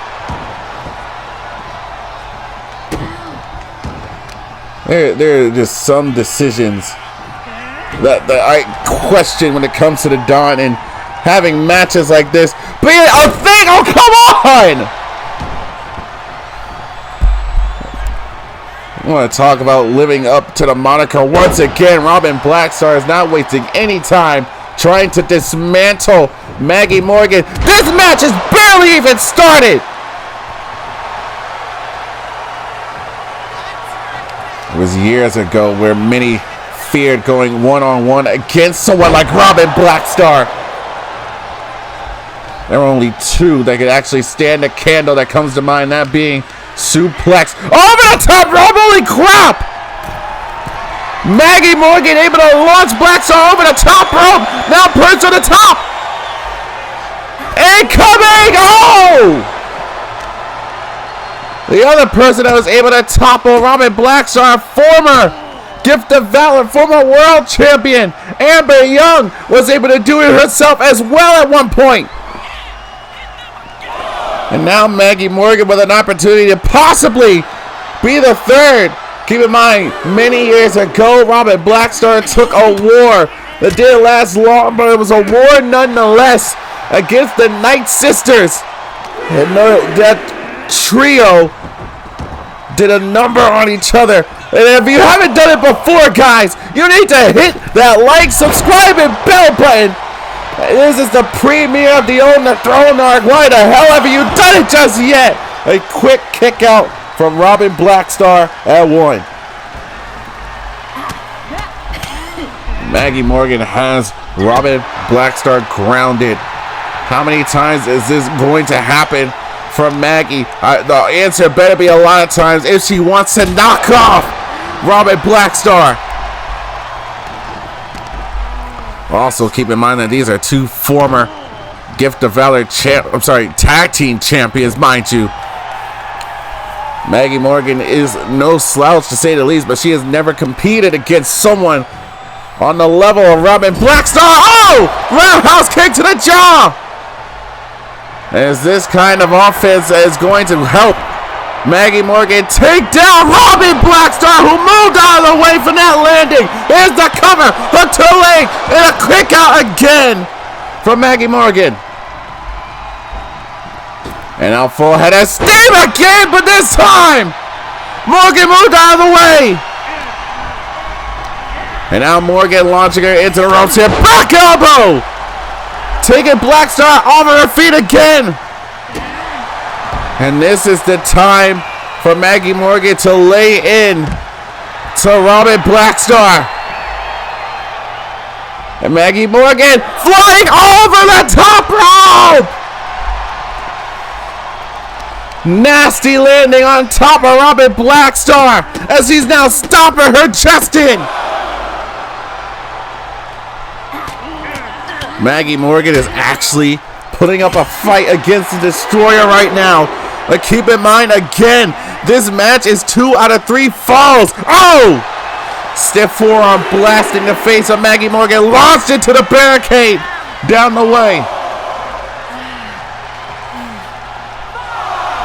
And Robin Black Star, you gotta be kidding me. No, Robin, come on! Letting Morgan get back to her feet. Diving from the top rope, a double axe handle from the heavens! That's one thing that separates Robin Black Star from the majority of the War Maidens, considering her size and power that she is not ever shamed by. She still continues to fly as if she is a freaking cruiserweight and now a Boston Crab.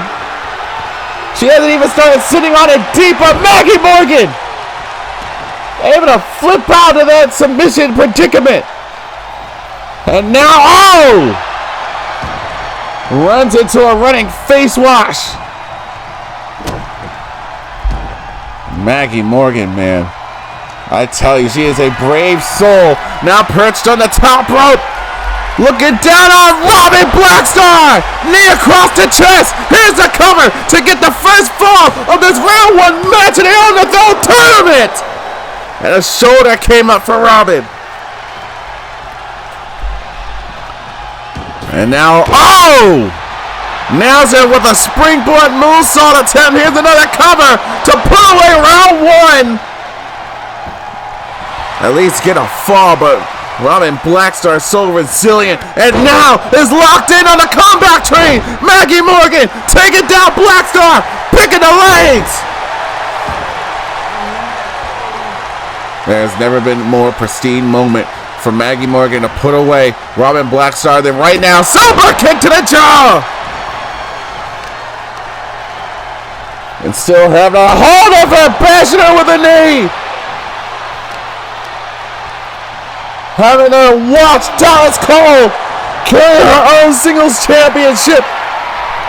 Maggie Morgan is looking to find some success for herself, no longer in the tag team known as Absolution. Back to a vertical base is Robin Black Star. And now a flatliner by Morgan. And Robin rolling to the outside.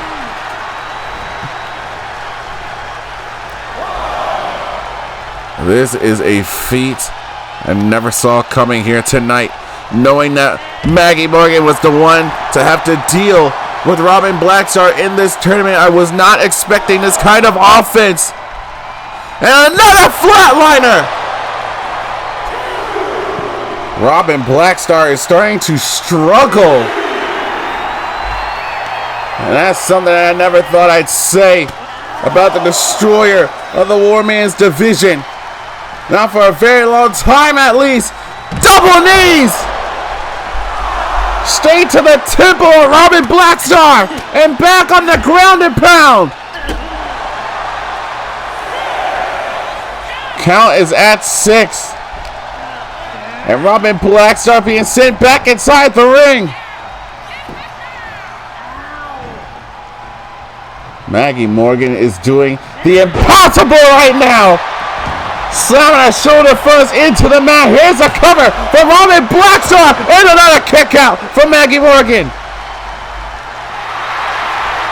And Robin Black Star is pumping herself up here. Oh, the springboard into the forearm. Black Star is down again, and Maggie Morgan might be closing in on her first fall here. Bashing it into the face of Robin Blackstar again. Bringing her back out to a vertical base now. Maggie Morgan launching her into the corner. Taking her time but doing... What? Take scope slam! Now on the top rope! Robin Blackstar has no idea what the hell just happened to her! Cartwheel senton countered!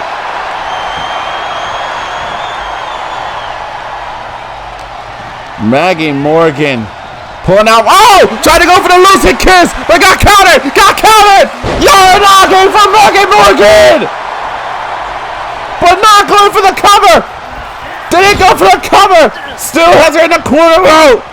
But again! Scoop slam!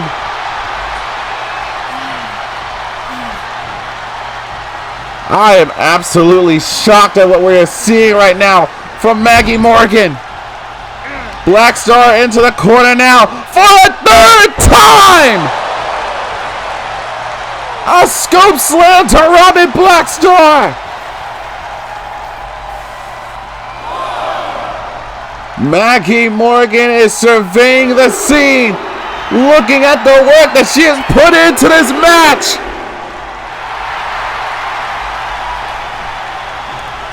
Now taking the time, final flash knee! There's the knee! There's the cover to get the first fall! And this round one match against Robin Blackstar almost had her! 2.5!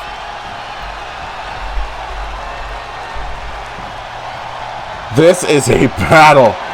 And Robin Blackstar got caught! Caught her neckbreaker! Up the double underhook! Cover again! Cover again! Robin Blackstar again! A kick out of 2.5! Holy hell! Robin Blackstar is on the defensive right now against Maggie Morgan in a counter row!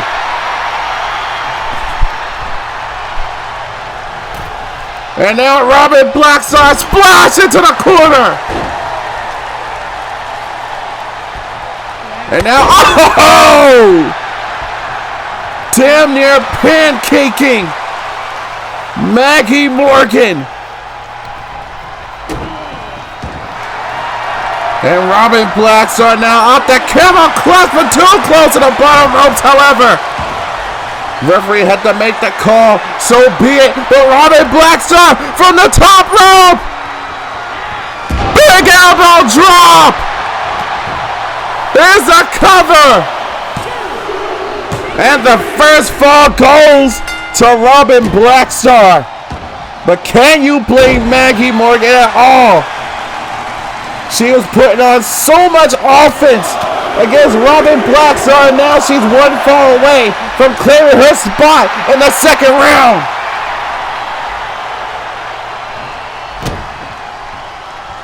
This is a battle of attrition now. But not for Robin, but for Maggie. She's got to survive 2 more falls if it means getting to the second round. There's a face buster up the knee. And back into the ground and pound is Maggie Morgan. Oh! And Morgan now doing whatever it takes. Kicks to the midsection, lighting her up. Oh!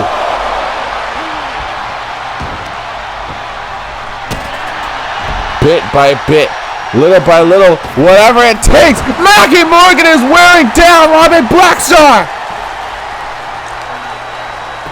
Now dead center of the ring, laying down these punches. Maggie Morgan, who is a former 2-time tag team champion.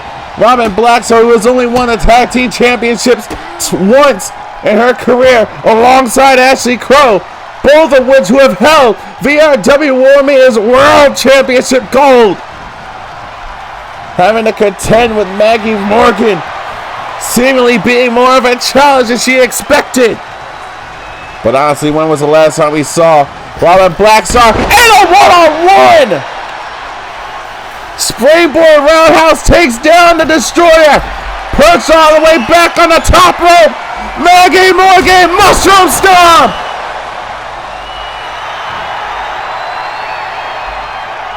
Again, Morgan needs 2 falls in order to get into the second round of the On the Throne tournament. Robin Blackstar only needs the 1. Maggie Morgan lighting up the body. European uppercut. Clocking the jaw of Blackstar. Now in the corner. Stuck in the corner. Full head of steam. Face wash by Maggie Morgan. And now pop up from the top rope into a moonsault. Here's the cover. Maggie Morgan able to get a fall off of Robin Blackstar. Pieced up 1-1. And now boot to the face of Robin. This is crunch time for Maggie Morgan. Whatever it takes to put down the destroyer. But Robin Blackstar step up squashing her with a senton. Robin Blackstar is just so damn powerful. But Maggie Morgan herself has shown some resilience to the power of Robin Blackstar. Now both on the apron. Oh, Mrs. Wiley. Ooh. And Morgan tried to knock off Blackstar from the apron. Both back inside the ring now. Launching to the rope into an elbow. Now into the cover again. Hooks to the leg. Shoulders are down. KO! Left shoulder came up for Robin Blackstar. And Blackstar is starting to wind down much like Maggie Morgan. Morgan is trying her best, trying her damnedest to keep down Robin Blackstar. And there is no wasted effort anywhere throughout this match right now. Going after the legs now is the strategy for Maggie Morgan. You damage the leg, you take away some of the power advantage. Same if you target the arms specifically. And again, Maggie Morgan is going after the arms of Robin Blackstar, keeping one wrenched away while she pulls back on the other. Textbook style here. Oh! Double knees to the spine of Robin Blackstar, who is still managing to pull herself back up. A shot to the midsection. Maggie Morgan now getting her all tied up in the ropes here. Maggie Morgan leaving Blackstar dangling here, and a big boot taken out to destroy her to the outside. Maggie Morgan is in the fight of her life right now, or should I say, Robin Blackstar is in the fight of her life. Morgan doing literally anything she can to get this final fall off of Robin Blackstar. Ashley Crow watching on from backstage, watching as Robin Blackstar, persists for this final fall in the On the Throne Round 1 match. Now Robin Blackstar hunting down Morgan in pursuit, now launching her. Blackstar getting back inside the ring, doesn't want to get counted out. Maggie Morgan taking her time to get back inside the ring. Now both are back. Robin Blackstar has her in her clutches right now. Suplex! Keep in mind, Robin Blackstar is damn near 6'7". Here's a cover again, and only a 1 count! That probably was not the best move here. Robin Blackstar now bailing Maggie Morgan. And now going for the top rope. Looking for that splash zone here, but Morgan getting back to her feet. Cross body, holy hell! Big landing from Robin Blackstar. And now crushing her into the corner again. And just beating her across the ring. And Robin Blackstar now back to the top rope, and there's the black hole! Robin Blackstar almost had her! But Morgan was able to kick out, now has her up on her shoulders, death from above! cover again. From the birds of prey to the second round of the On the Throne tournament. Here's your winner, I thought it was going to be an uphill battle for Maggie Morgan. I sincerely apologize because Maggie Morgan put Robin Blackstar to the test. Nothing was held back from Maggie Morgan. She must have done her research. She must have watched all the tapes on Robin Blackstar that she could. And she came up with a formulated strategy to contest herself against the likes of Robin Blackstar. So much offense came off the backbone of Maggie Morgan. It was a complete shock and utter surprise, to say the least. And Robin Blackstar had no problem throwing her weight around all willy-nilly like she did. And this would be the first fall of the match. This big elbow drop to the heart of Maggie Morgan. That being the first fall definitely set back the plans of Maggie Morgan trying to clean sweep Robin Blackstar. But that clean sweep wouldn't happen whatsoever, because Maggie Morgan would snap back into reality and go with a Hail Mary. First a drive-by boot to the face, and then that top rope moonsault would get her exactly where she needed. But Robin Blackstar still had an ace in the hole. The black hole didn't work. She resorted to her powerful asset, death from above. Robin's may not be the biggest bird in the food chain, but damn it, Robin Blackstar brought the death from the skies. And as we take a look at the updated brackets, Robin Blackstar seems to have set herself on a collision course with a familiar foe. We are going to get Amber Young versus Robin Blackstar 2. The World Championship may not be on the line, but damn it, that is going to be one hell of a match to witness. Robin Blackstar has advanced to the second round of the On the Throne tournament. Amber Young, you better beware. The Destroyer is heading your way.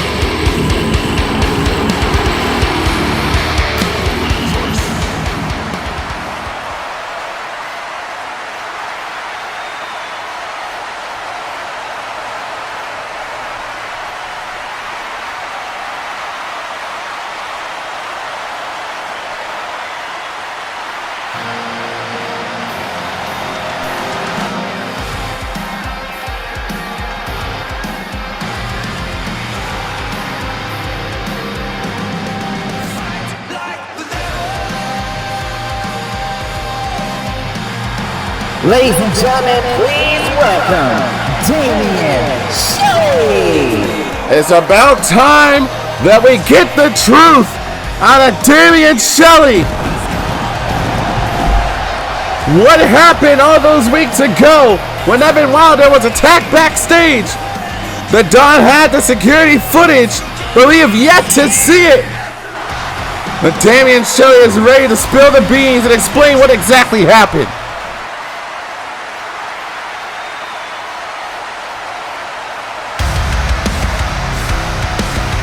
The VRW Riots are at least on the same page with this man, Danny Wells. He is the leader of American Strong Style, and he has been wanting to know for weeks. But with all the question dodging, all the interference from American Terror, now is the face-to-face confrontation he has been wanting for weeks.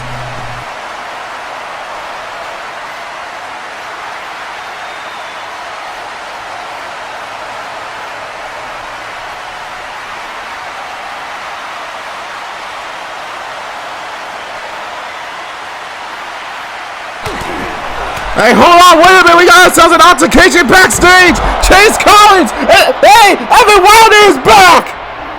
And they're taking out the Dead End Society in a parking lot.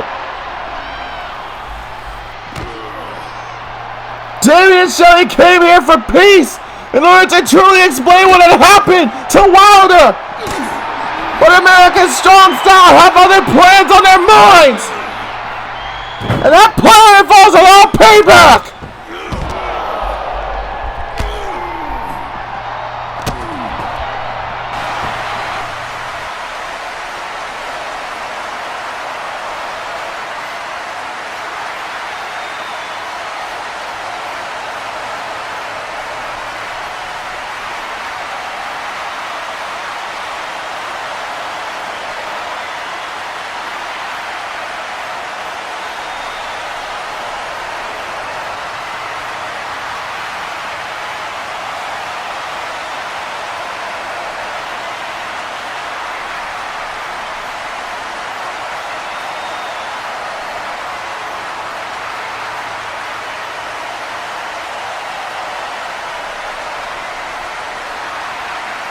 Hey, wait, guys, something else is happening backstage.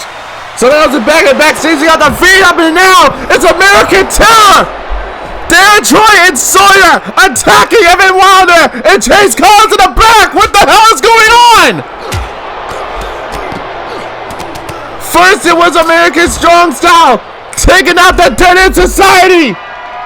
And now you have American Terror taking out American Strong Style. What the actual hell is going on here? We still don't have any answers. Danny Wells has a look on his face of concern and shock, and I don't blame him. Hey! What the hell are these two? Wait! I've seen their faces before. I know who they are. The one on the right is Jose Blanco, and Danny Wells is being planted by Brandon Cuevas. These guys are friends. They're friends with Damien Shelly. This whole time, the gloves are a match too. I'm not sure if that's a look of confusion or a look of affirmation on the face of Damien Shelly. But what I do know is that we have our answer as to what happened to Evan Wilder all those weeks ago. I honestly just can't believe what I'm seeing. Well, ladies and gentlemen, we weren't expecting the reveal to go down that way, but we don't even know what to expect from this. Austyn Storm plans on calling out Raymond for reasons we don't even know why. The man is already the world champion, and it seems as though he has something else to settle with Raymond Page, much like Karan Cook has a score to settle with the man who returned last week and completely destroyed Karan Cook. This is our main event coming up next. Karan Cook versus Freighttrain. Get ready for a kaiju battle.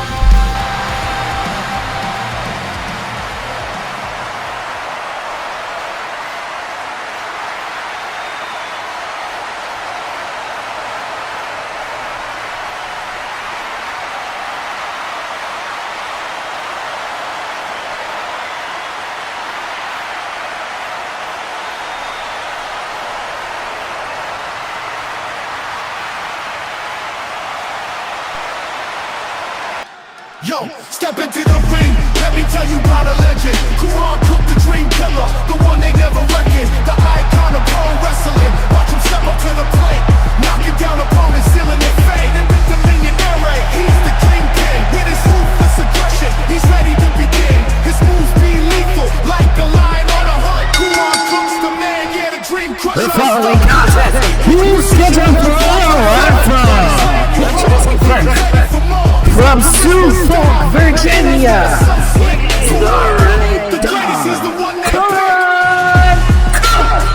Last Last week, Karan Cook advanced to the second round of the Own the Throne tournament. But after the appearance of King Jason Thomas, then came the return of the first ever VRW Warzone champion, Freighttrain. And the first order of business was laying out arguably the biggest threat to the throne of the king, Karan Cook.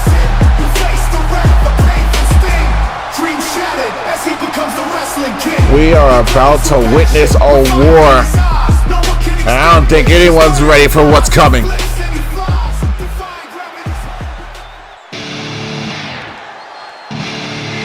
It's just one of those days when you don't wanna wake up. Everything is fun, everybody's done. You don't really know And he's a what justifies. From Philadelphia, Pennsylvania,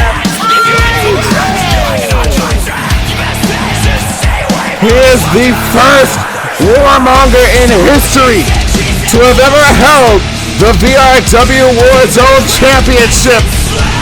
No one was expecting a return, much like last week, all to dismay of Karan Cook. With the birth of the Dominion, Freighttrain took the action. It was a call to arms by the king of the Warzone. His army has been created first with his sword and shield, Freighttrain.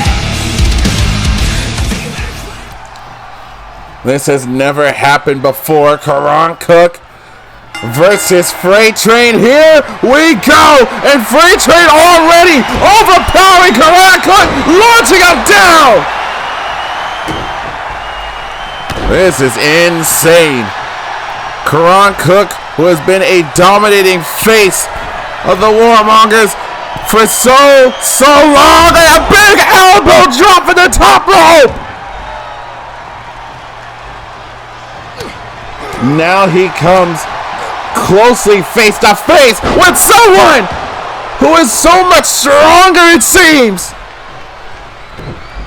Freighttrain is back, not with a vengeance, but with a whole new purpose. Sheer domination over the Warmongers. Not just that, over the kingdom being currently run by the king of the Warzone, Jason Thomas. And a back elbow and a spear! A spear by Karan Cook, who is not looking to be dominated like he happened to be last week. He is not going to take this one laying down whatsoever. Karan Cook is ready to fight. And this is absolutely incredible that we are witnessing right now. Karan Cook, who is the longest reigning Soul Survivor champion in VRW history. Freighttrain, the first ever world champion in VRW history. These two clashing right before our very eyes is something I never thought we would witness here in the main event of the Warzone. From the top rope, a clothesline.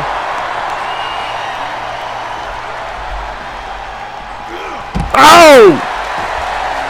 Keep in mind, earlier in the night, Dallas Cole made a comment that with the loss of Mason Rex dropping off of the face of the earth, she commented on who is left to carry the weight of the Warmongers division. Look at this main event match we have right now. Karan Cook, who won a death match for the Soul Survivor Championship involving Mason Rex. And then we have Freighttrain, this dominating figure who took down that very man who has won the only death match in the Warmongers history. You want to talk about carrying these Warmongers? Look no further than two absolute wrestling demons. And now launched off of the top rope. Like I said, Karan Cook is not trying to be ragdolled here tonight. Oh! Running into a brick wall. Freighttrain now overpowering Karan Cook with a grip of the nape of their neck. Now Drake, oh, body shots These heavy blows from Freighttrain now. Oh! Set forearm strikes to the lower back of Karan Cook. Now from behind. And Cook up on the shoulder carry position. Snake eyes! And a big elbow drop again from Freighttrain. Honestly, who is checking either of these two? Like I said, this is a kaiju battle. Again from the top rope, a big elbow drop from Freighttrain. He wants this fight badly. Not giving Karan Cook the time of day to recover. And now these strikes, Karan Cook doing his best to level the playing field, dropping him with a DDT, and now trying to wear down the right arm and shoulder of the Freighttrain.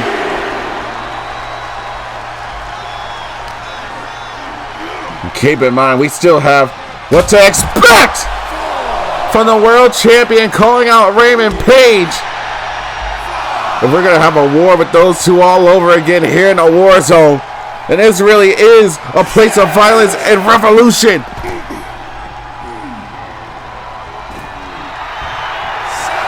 Count is at 7.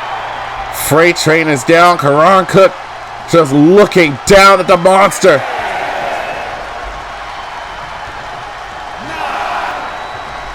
And is not going to let this match end off of a count out. Karan Cook is in pursuit. Look out! Collision course in midair.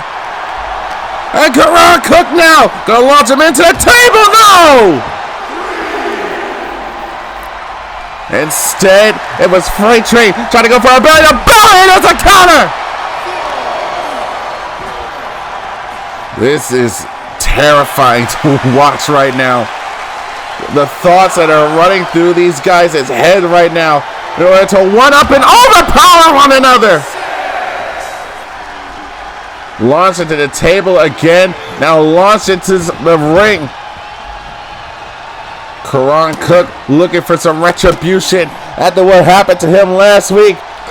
Praising that the Damien Shelly reign over VRW. Freighttrain back to a vertical base. Heavy shots now from Karan Cook, laying into Freighttrain, who bounces back. Another counter, now laying into him some more. Karan Cook now, backbreaker, clothesline, taking down Freighttrain. And now from the middle rope, an elbow drop. And Karan Cook letting the VRW Riots know that he is not going to go down, not without a fight at least. Headbutt from the top rope into the shoulder of Freighttrain. And now Karan Cook, oh! Kick to the midsection and a super kick to the side of the dome. Just look at the physique. Look at the confidence of Karan Cook. Perched from the top rope and a famouser! Laying out the monster known as Freighttrain. Now trying to level him up. Oh! Body shot. Oh! Launched away by Freighttrain. And a big elbow drop again! And the referee is climbing the counts. Freighttrain back inside the ring. Karan Cook now back inside the ring as well. Oh! A heavy-handed lariat dropping Freighttrain. And Karan Cook is doing his damnedest right now.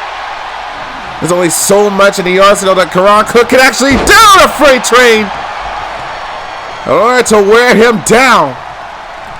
Cook is used to being a stronger person in these one-on-one matches, but leveled him with a spine buster.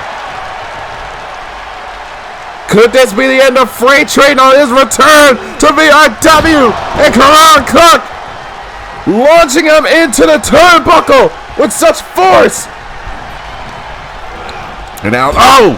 Launching him again, a stiff pump forearm. Down goes Freighttrain. Karan Cook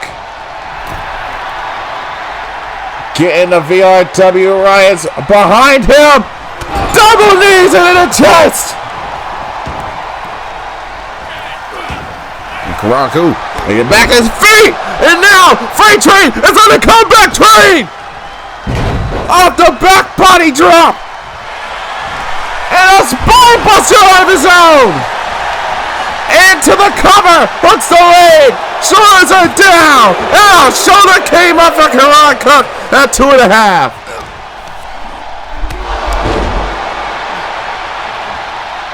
It doesn't even make sense that these two are clashing like this. Here in the war zone, these two can hardly be contained. Catching the kick and a stiff forearm from Freighttrain. Now from behind. Oh! Thought we were going to see a back suplex, but Freighttrain just launched. Karan Cook with the slightest of ease. Now on the top rope, come on! Big elbow drop! To the outside! And now, oh!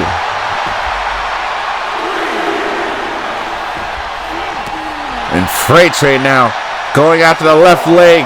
Oh, and another elbow drop to the back! And an elbow drop to the heart! Keep in mind, Freighttrain is 379 pounds, 6'8", and that kind of power and strength is terrifying.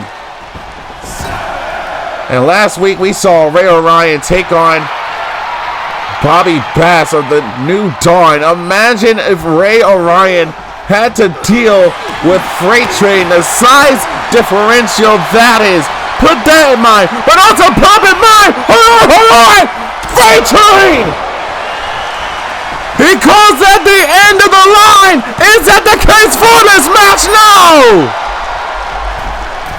Karan Cook was able to survive. And another elbow drop, this time from the middle rope. Here's the cover again. Shoulders are down. Arm in the face, and only a 1 count.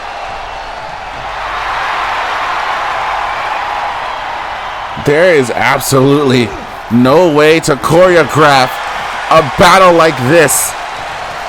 And Karan Cook off the springboard and a clothesline, taking down Freighttrain. And another springboard, this time with a moonsault. Into the cover, hooks the tree trunk leg of Freighttrain. And again able to kick out at 2.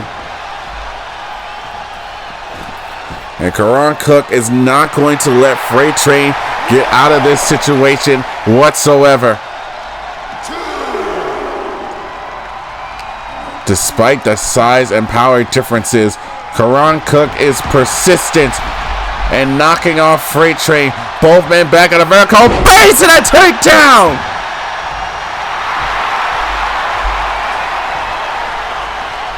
Karan Cook.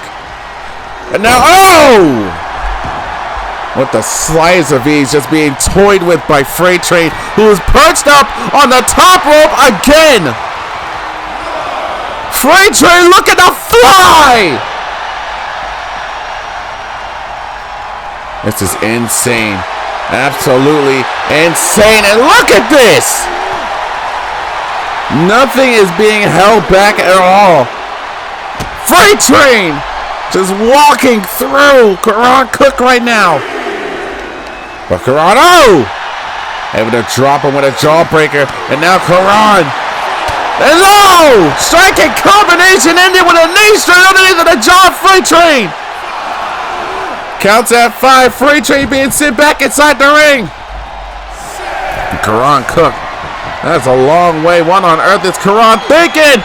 Big elbow to the ankle. Hold on.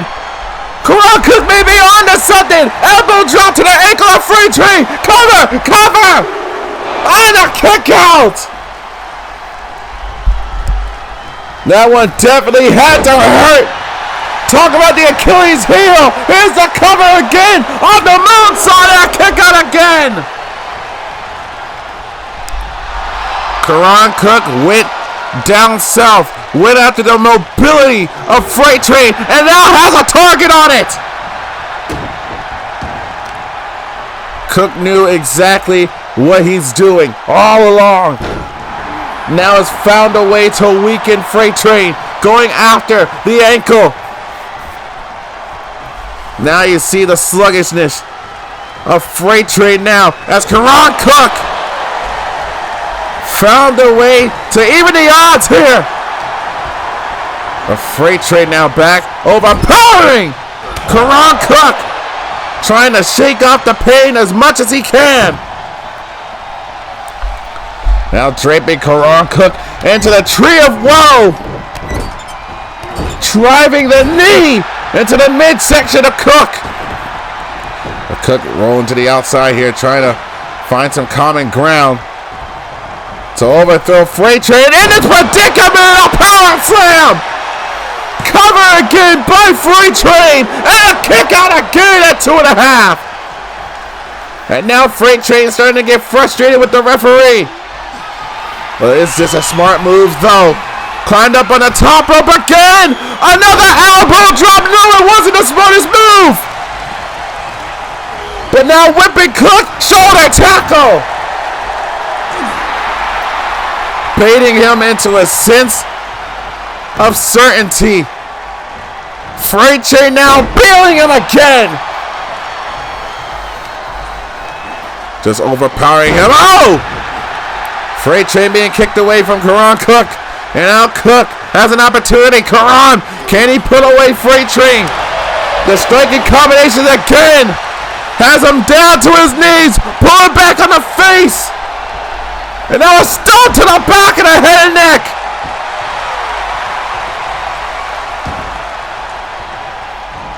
Freighttrain has never faced Karan Cook before. Karan Cook has never had to contend with someone with the size of Freighttrain before.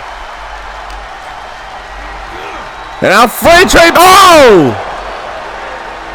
Being sent into the steel steps. Now being sent over the barricade. And now we got a fight right in front of the VRW Riots. Super kick to the jaw. Cook now gonna launch him into the barricade. Holy hell! And again, this time launching him over the barricade once more. Count is at 7 and a European uppercut. Freighttrain is down. Counts at 8, but Karan Cook doesn't want this to end off of a count out.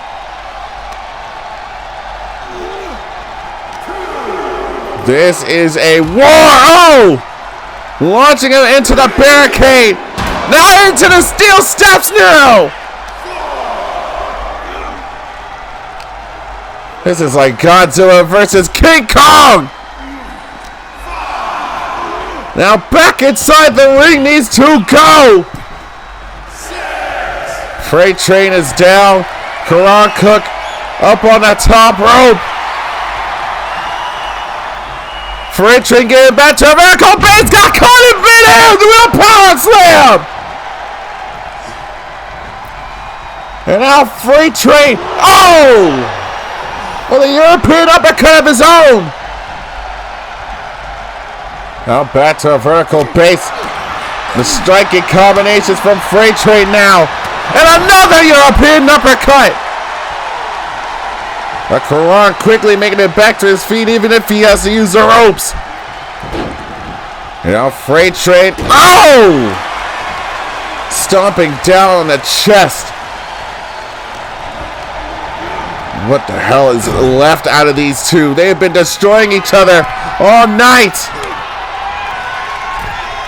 And now, both of these guys are on the top rope. Holy hell. How is this ring supported it? Up avalanching powerbomb! These two absolutely trying to destroy each other. And now Freighttrain. Counter! I have no idea what Freighttrain was going for there. Uranagi perhaps. But Karan Cook able to have it scouted. Now has Freighttrain. Has him up. Drives him down! A spinning Death Valley driver face first, and a shoulder came up again at 2.5. And Karan Cook perched back up on the top rope, missed the elbow. And now Freighttrain has an elevated triangle choke. Trying to choke the life out of Karan Cook. But Cook has himself back down. Body blows to Freighttrain. Breaks the submission. And now looking for that Montagano. Cook able to free himself. And now has him back up on his shoulders. Into the line. Here's a cover again. Karan Cook somehow able to get his shoulder up.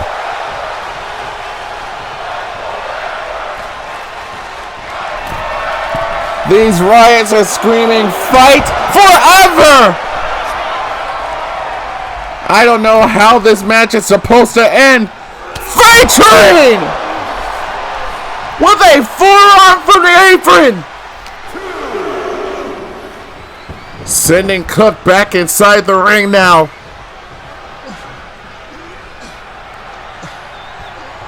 Freighttrain having some nefarious thoughts on his mind. I don't understand how either of these guys are even moving right now. And oh, Karan Cook off the springboard clothesline, taking out Freighttrain again. Maybe there's still fight left in Karan Cook. Maybe there's still enough in the tank to put down Freighttrain. And now Pop all the way to the top rope, trying to go for that top rope ace crusher. But Freighttrain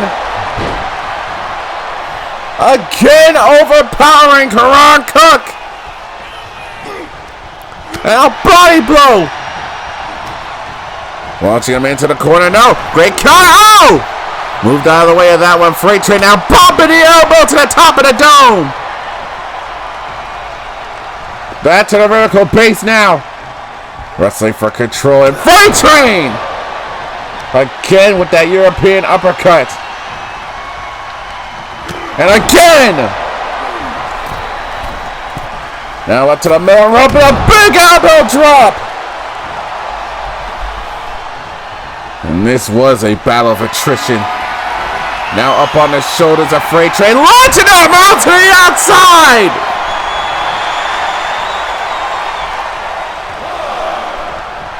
And the referee's 10 count begins again.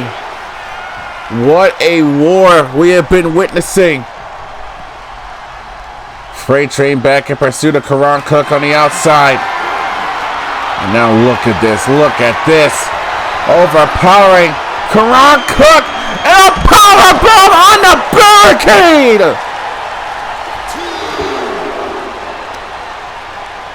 Lord have mercy. Sending Cook back inside the ring. And Freighttrain looking to put an end to this now. And coming, and a spear! A spear from Karan Cook! But Freighttrain is unfazed. But going back after that leg. Back after the left leg of Freighttrain. Oh! That kick to the midsection. Took Karan Cook and a drop kick. Straight to the midsection. And Freighttrain back in pursuit. These guys are fighting all around the ringside area. And a running power slam. That one had to have taken the rest of the air out of the lungs of Karan Cook. And again, taking down Cook with that lariat. Now launching him, Karan Cook. Oh, able to counter and launch him into the barricade. But quickly making it back to his feet. Freighttrain now. Sidewalk slam. Count is at 7. And Freighttrain launching it into the barricade. Back inside the ring. Count is at 9. Freighttrain breaking the count again. Neither one of these two want this match to end off of a count out. And look at this. Look at this again. German suplex from Freighttrain. And launching it into the barricade. This has got to be the end game. Count is at 5. And again.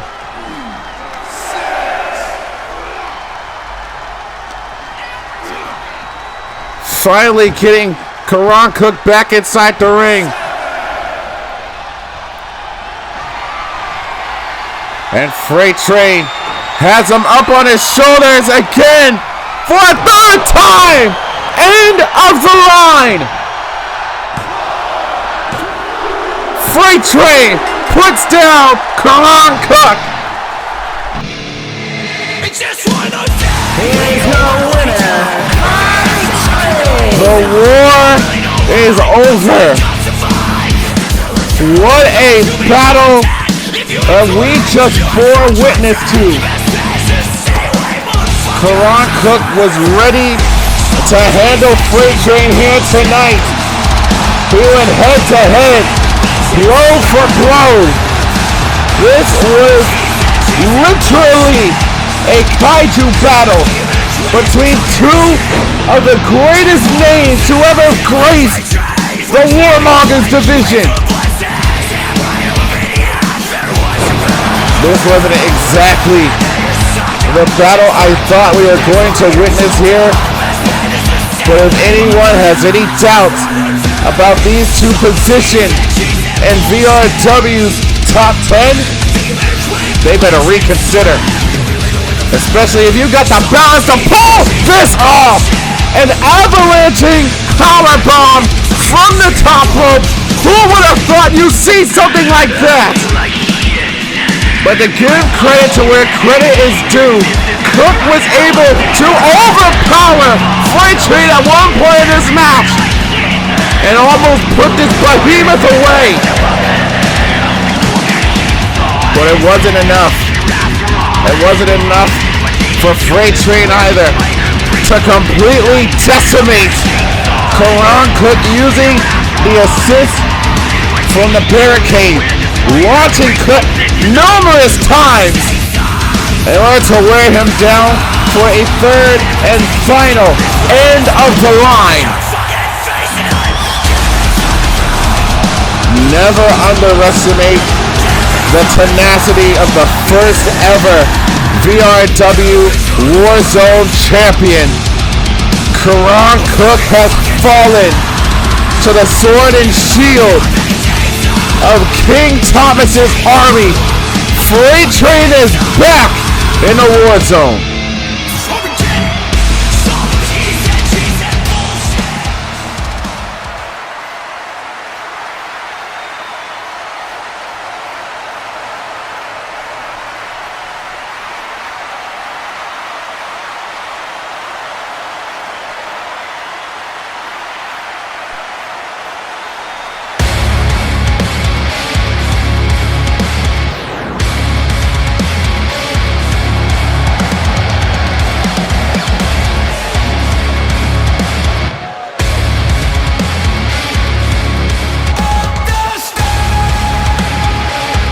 Ladies and gentlemen, please welcome the VRW Warzone champion, Austyn Storm!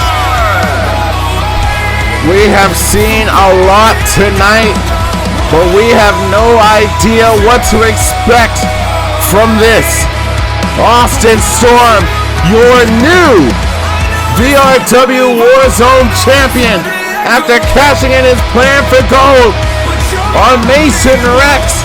It was a well laid out plan that got one over on Raymond Page, who tried to buy the services of American Terror But Austyn Storm beat him to the punch months in advance. And here he stands as your world champion.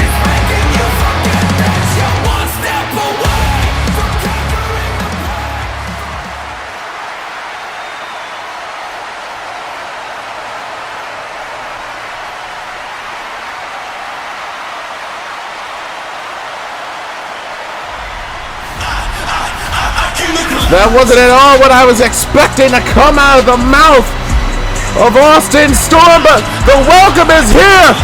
The winner of the Carnival Frenzy match! Raymond Page is here and he didn't come alone!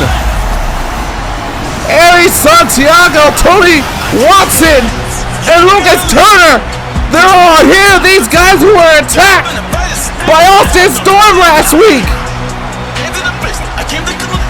This personal issue, this rivalry between these two has now been expanded once again.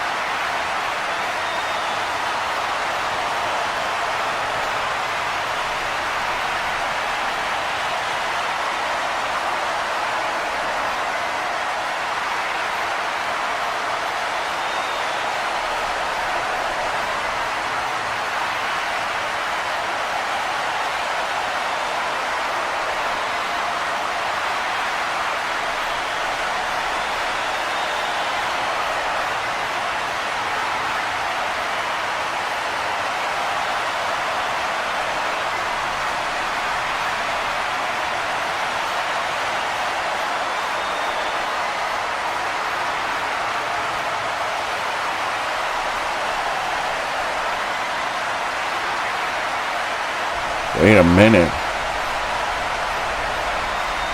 What the hell is going on? Austyn Storm getting outside the ring. I think Raymond Page just figured it out. He just tried to go for an RPG to Aries Santiago, and this is actually happening. What the hell? What the hell? Santiago, Watson, and Turner, they were in on it. We didn't actually see anyone get attacked. But Bram Goodwin last week, they were playing coy to it. And now all three of them are assaulting Raymond Page. Austyn did it again. Austyn stuck at the Page. Another plan that was set up by Austyn Storm to get one over on Raymond Page. Another well-laid plan by the Warzone champion! And all three of these guys are having their way with Page!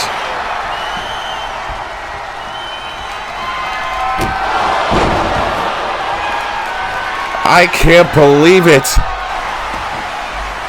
Austyn Storm is the mastermind behind so much! He is beating Raymond Page at his own games!